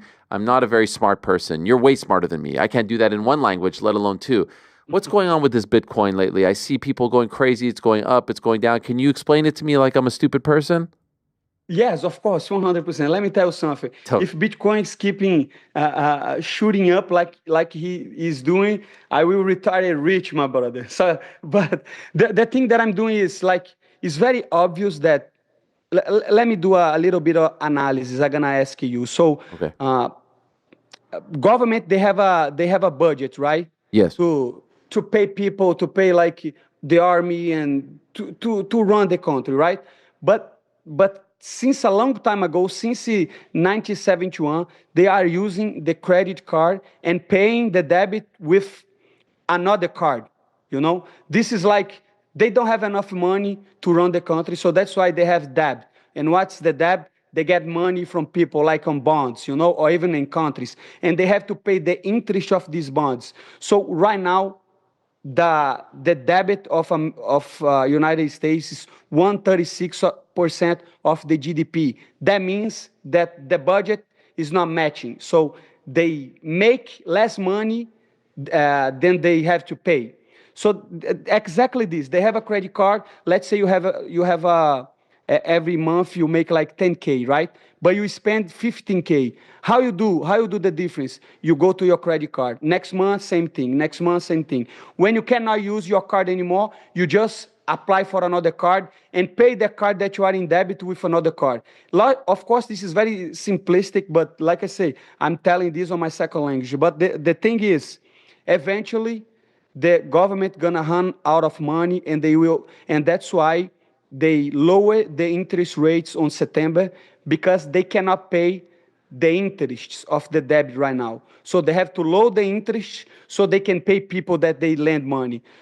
What that means? That means possibly on the next years, we're going to have hyperinflation and inflation on the dollar. So that's why all the money is going to stocks, all the money is going to Bitcoin, all the money is going to houses.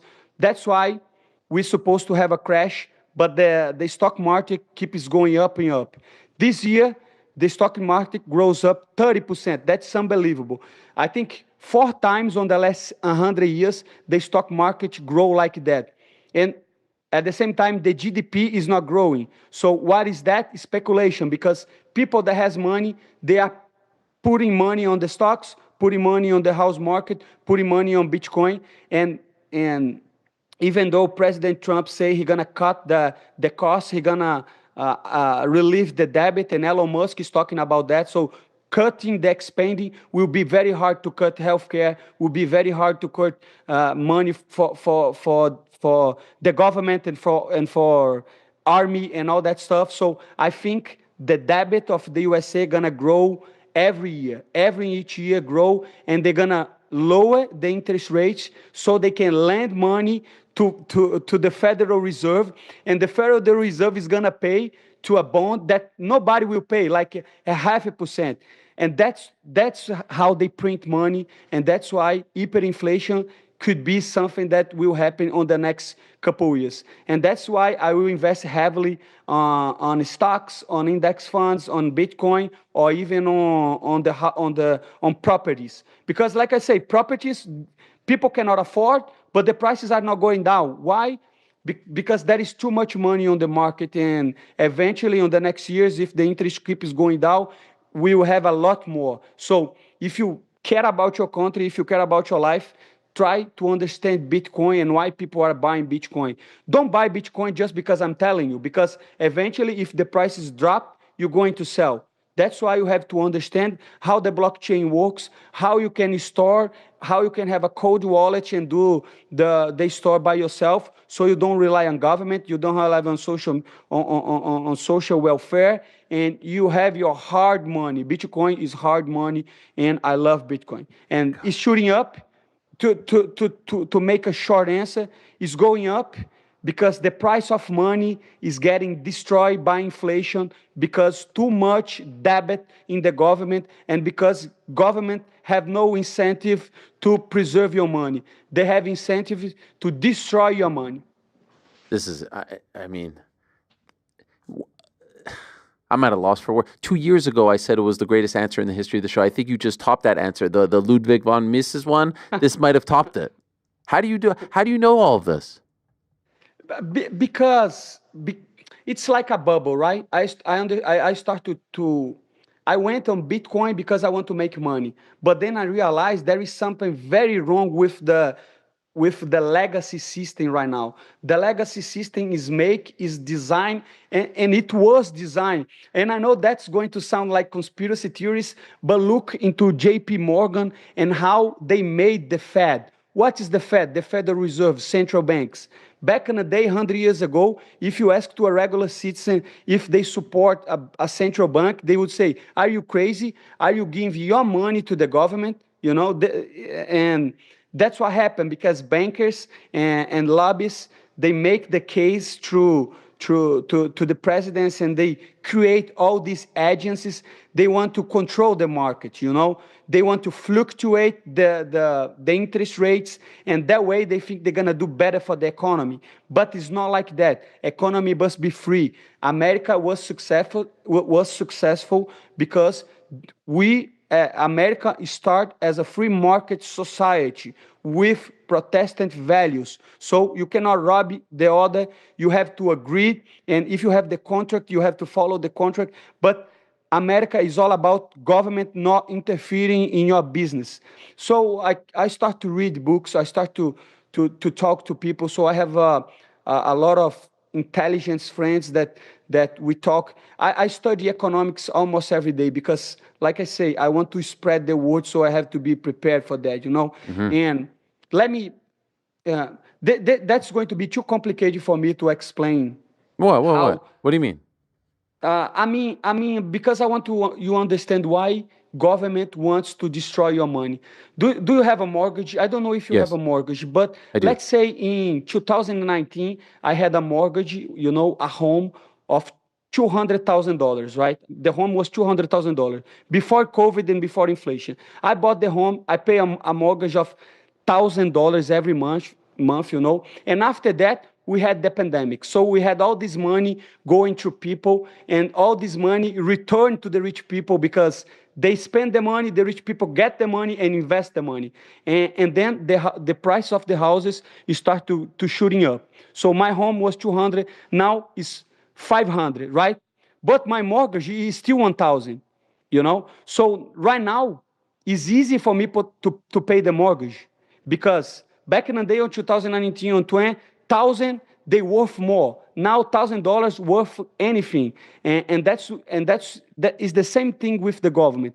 If the government lower the interest rates are very, very low, and if they lock people on this bond for 30 years, if they get inflation, that's good for the government because now the debt is less than it was. Can you understand that? Yes. It's the same thing with the mortgage.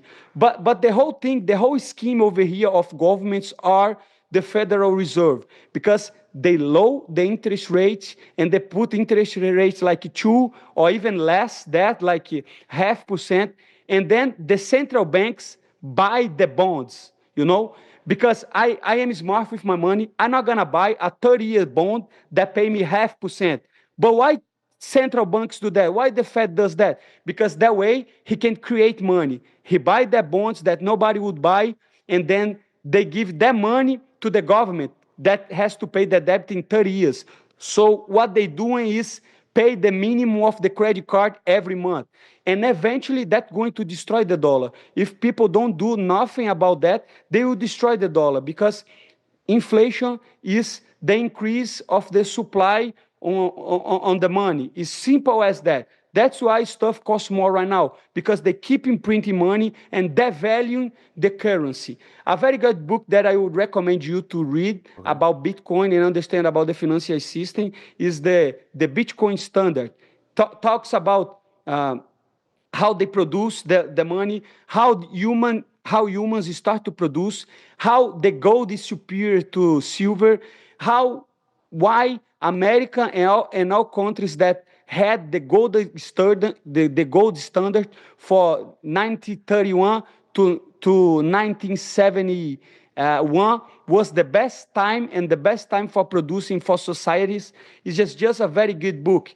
And I'm keep reading, I keep teaching myself and talk to the others so I can spread the word, you know. And if you like money, and if you like to keep your money, and if you love private property, you definitely should start to learn about Bitcoin. I'm not telling buy right now because it is on the like all-time highs. Right. But get exposed, buy a little bit.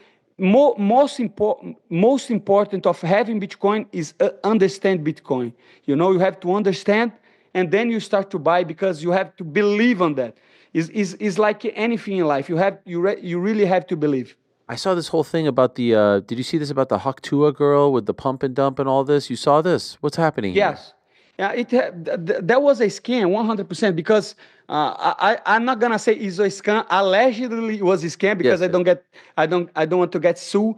But this is what happened when you buy like meme coins, because they feeding on the popularity of the person, and they say, hey, we're gonna launch this coin and this is going to be amazing. Everybody gonna like that. But eventually, what I was watching CoffeeZilla, a huge influencer that talks about that, and he was telling that they did the pre-sale, so they sell before they launched, and when they launch, people start to sell. Everybody that bought the coin lost all your money. They call that rug pull. So they rug pull a bunch of people. So that's why you have to invest. Don't invest your money on anything.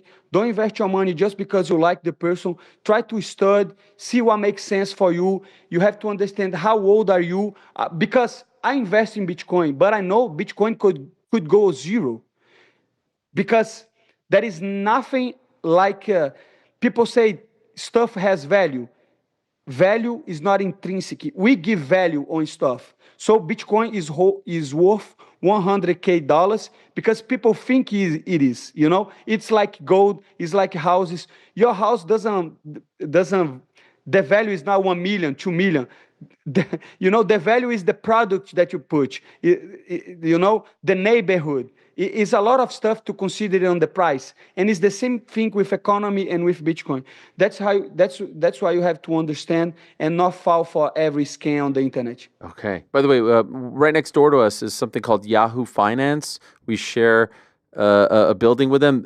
I need to tell them we need the Money Moicano Minute where you come on and educate them about finance because you're too smart. You're too smart for the MMA show. You need to be talking to those people. No, it's not even smart. I am not smart, but it's like the market. What is the market? The free market should be you try. If you succeed, is good. It's just that I am trying to watch the reality. I like the reality of things, and that's something that interests me, like private property. But the huge problem is economy is tied to politics. I don't like politics, but if they can devalue your money. This is about politics too. If they can lower and get the interest up, they change your life. The way you're gonna buy a house, the way you save your money, and try to learn about that. The whole financial system right now, the way it was built, was just so people on the top, they have more control of your money. And that's going to happen like us or not. Eventually, the dollar bill, we're just gonna have the digital currencies. And then when that happens, the government will control all the transactions, and it's going to be very hard to live and be self-sufficient if you don't have Bitcoin, if you don't have the hard money that cannot be produced and that cannot be stolen from you. Because even the digital dollars that you own in your bank, eventually they can tell you that you are a bandit, and they can lock your accounts and they can lock your money, just the way Trudeau did with the truckers in Canada, right? Oh yeah, they are trying to protest, and they say, hey, get the money off this motherfucker. So with Bitcoin, if you have self-custody, they cannot do that. So that's why I recommend Bitcoin, because it's something to protect yourself from the tyranny of the government. Yes, amen, amen. One last thing and then I'll let you go. It seems like yesterday Ilia Topuria did an interview saying he's going to move up to 155, that maybe he's done at 45. Let's see what happens. But how do you think he would fare in your weight class? To be honest, I think he would knock out a lot of people. Okay. He is very good. I think he is very good. But in my defense, I think I would finish him, because I'm not a striker, I'm a grappler. And if I get his back, I can finish him 100%. But if you try to strike against him, he is a solid striker. The fight against Max Holloway was just incredible. The guy is good. But to be honest too, I think he's very small for the division. I don't know. I think he should stay on the 45. Maybe that's the move. You win, and you say, hey, Ilya, you want to come up? Let me welcome you to 155. Easy money. I'm going to show you 155. Money Moicano, you are the man. Renato, you're such a joy to speak to. Really, I enjoy it so much. I love when you educate us, and I love how honest you are. Even talking about some things that maybe are uncomfortable with teammates, you always tell it like it is, and that's very, very impressive. So I urge everyone, once again, to go to moneymoicano.com, go to the YouTube channel, and also check out the Show Me the Money podcast that you're doing. You're doing a great job. Let me put some promo over here. Yeah, go ahead. If you want to support, if you want to support Money Moicano t-shirt, moneymoicano.com. I don't know if you can see, but that is a t-shirt over here. Next time that I have everything set up, I will ask you for permission to. You can do whatever you want. Some marketing over here to take advantage of your show and your audience. And thank you so much. If you like me, moneymoicano.com, buy some stuff, go to my YouTube channel. And I'm not trying to educate nobody. I'm not saying I am smart than anybody. I just do things for me, I believe, and if I'm wrong, future gonna tell, so it's not financial advice. And thank you so much for having me on your show and giving me this huge platform. Of course. And good luck in training, and can't wait for your fight next month. See you soon, my friend. Thank you so much. See you soon. Thank you so much, Ariel. There he is, the great Renato Money Moicano. Adore speaking to him. What a joy. What a pleasure. And I was so excited. I just wanted to ask him about Bitcoin and let him cook. Beep. And cook he did, Frank. Cook he did. That was tremendous stuff. Really, really enjoyable. Okay, a few items to get to before we have to wrap it up. Number one, regarding UFC London, we've been talking about that. We were talking about it with him. I see a couple of fights added. Number one, Big Mick Parkin has been added to the card against Marcin Tybura. Even more notable than that, Jan Blachowicz against Carlos Ulberg at 205. 2 fights added to the March 22nd return to the O2. There was once a time where we had breaking news and we'd get breaking. No, listen, it was just automatic. That was the one that I never had to call for. It was automatic. And unfortunately, those days are long gone. It's unfortunate, but them's the breaks. I'm also seeing here, we were talking yesterday about Umar Nurmagomedov and how he is competing this weekend in Brave. And I see here that just 3 days before his fight, his opponent has withdrawn because of health issues. So that's a tough break for Moicano. There appears to be some talk that, maybe if he can figure things out, he could get back to the UFC and maybe he could be the one to fight the champion Alex Pantoja again. I understand he has changed management.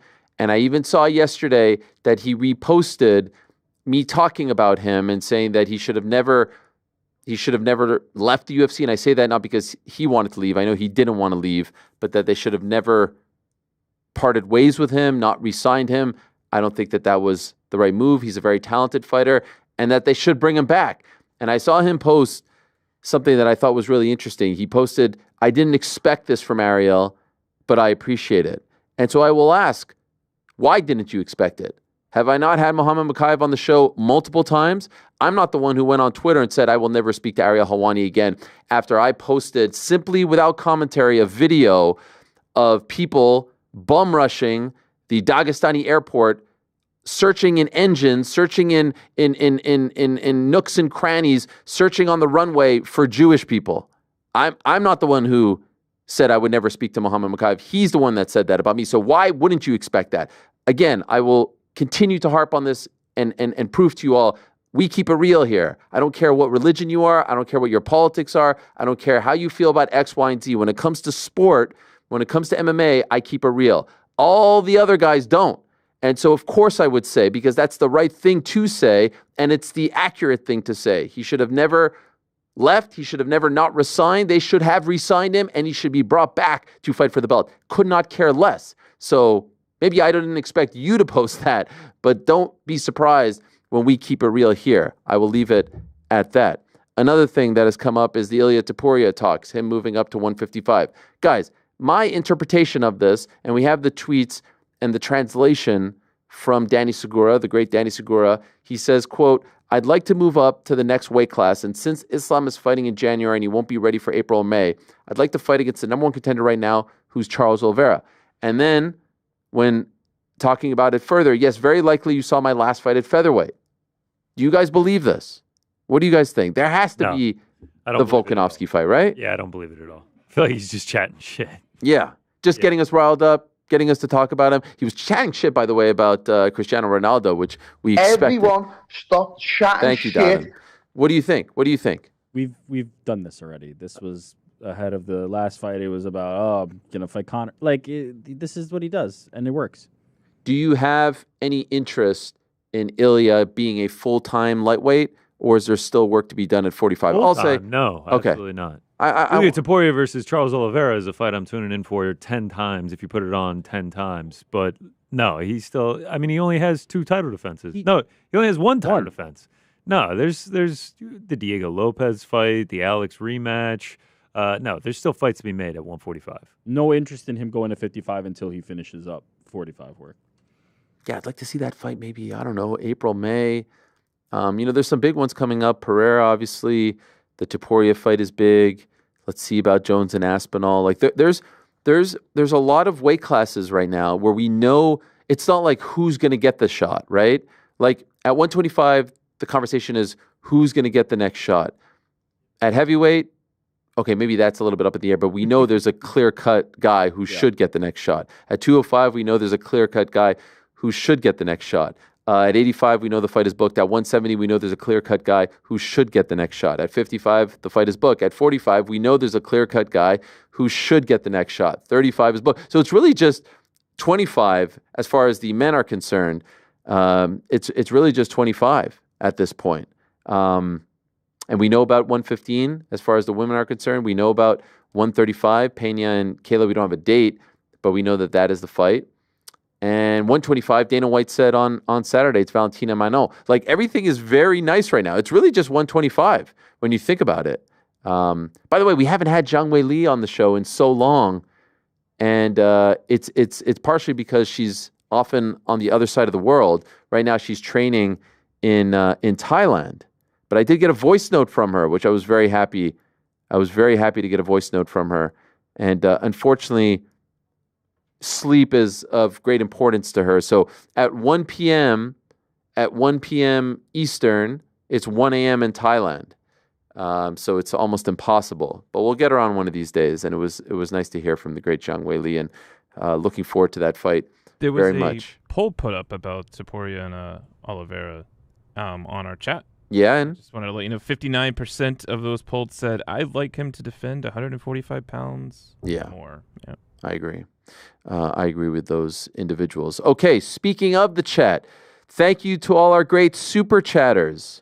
Let's hit some of them. I apologize. I missed them yesterday. I will never do that again. Want to let you know that we appreciate the super chats, and we try to get to them at the end of every show. Tomorrow, of course, on the nose, the thread for the questions should be going up in a matter of moments.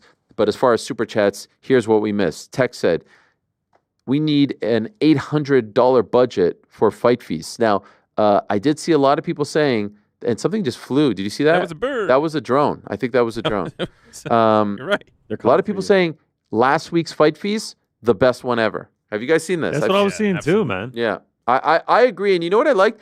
I liked the inclusion of EJ in there. I liked that he made a cameo. It wasn't like a lot. I don't even know if you spoke. He did speak. Yeah. Okay, but it was very minimal. I just like that the bit players were there too. He downplayed his own involvement. Yeah, I like that we should mic you. He's like, oh, because I'm adding so much to the production here. And no, I thought it was you're good. Proving the point. Yeah, I want him to join in more. I will say the biggest thing on my mind afterwards was your palate burnt, because it seemed like you were struggling. It was hot with some of that. Yeah, there's nothing worse than when it gets like all like sensitive after, when you have like a pizza or it almost goes like numb. Yeah. The noodles. You were like the noodles set the tone. You were struggling there. The noodles set the tone. Did it burn?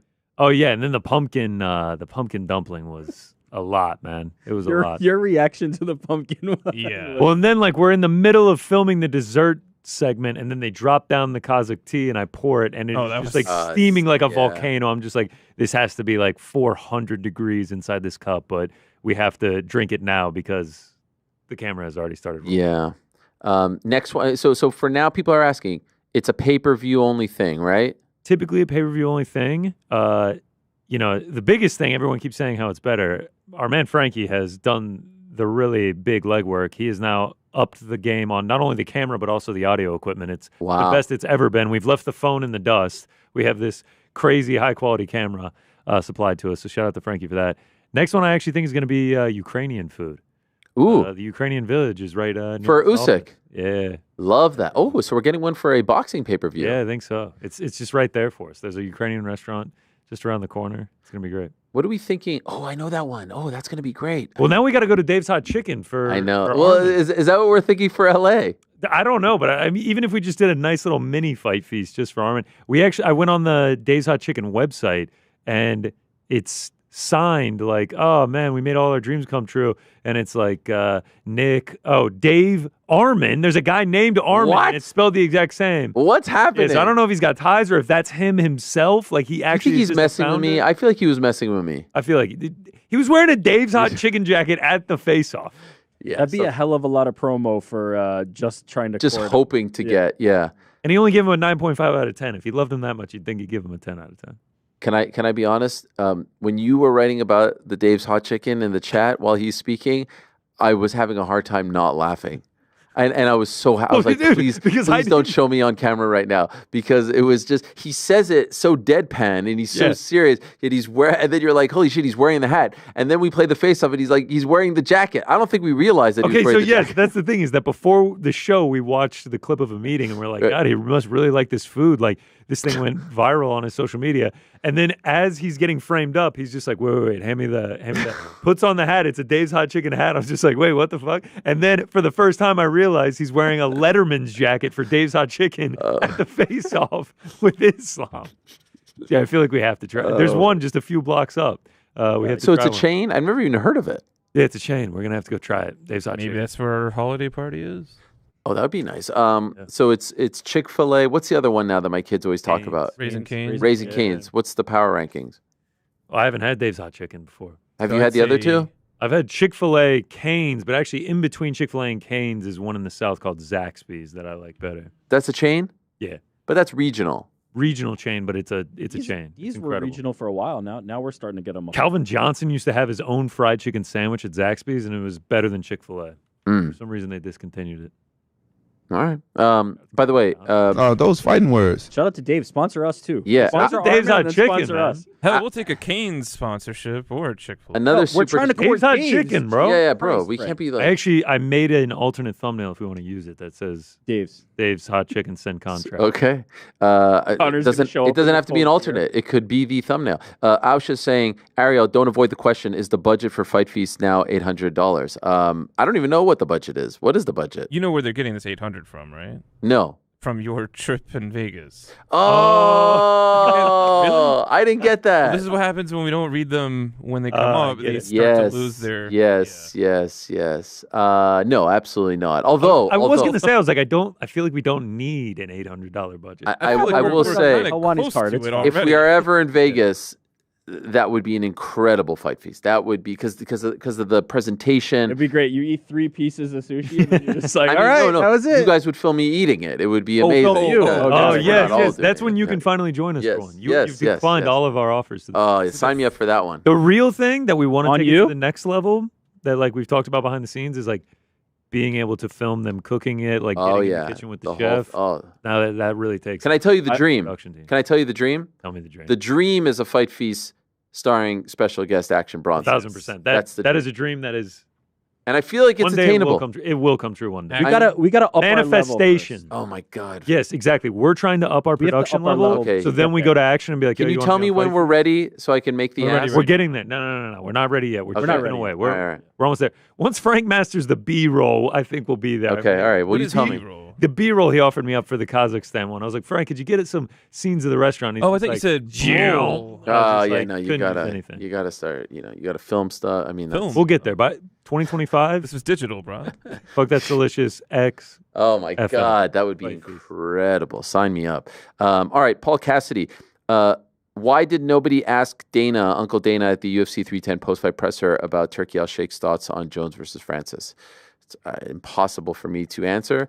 Would have been interesting, but he probably would have said that's not the fight. Big Turk asks if we can have Gout, the teenage sprinter, on the show, and will New York Rick commit to paid sponsorship for this young man? I'll toss some money Gout's way, but I feel like on Boys in the Back, if somebody... Yeah, that'd be incredible. Here's the thing. He's a 16-year-old kid. If he has a manager or something, tell him to reach out. Somebody find him. What nationality is he? He's Australian. Also, what is the conversation? What's up, Gout? How can You're named after a disease that Rick doesn't have. How is his name? Oh, he does have a manager. Gout's manager, James Templeton. So we got to find James Templeton and see what... Again, I go back to what the conversation is. You could do legit 10 minutes on why is your first name the same as your last name? Why... He's going to be like, it's like family traditions that date back. I'm actually curious. We'll do the research. We'll figure this out. I would Gout, love to interview him. But he has to fill out first name, last name, so they just copy-pasted. Oh, we're for sure getting blocked now because we have a courtesy of. Oh, there. Oh, yeah, that's for sure. That's the thing that blocks it. Yeah, we're done. God bless. Gout is a beast. That man does not have gout. So you guys can be. The conversation can be two guys that are linked to gout that definitely do not have gout. Okay, so we'll workshop that. Paul asks if Chris Weidman wants a retirement fight, should the UFC bring back Luke Rockhold? He said it's crazy how both their careers went following the fight back in 2015. I don't see them bringing back Luke. I would be extremely surprised if they did. Shout out to MK Anderson, who became a Knows It All member. Thank you very much to him. Shout out to Aquiles Jr., who asks, how many times Bryan Battle said, you know what I'm saying, in his appearance yesterday? I don't know.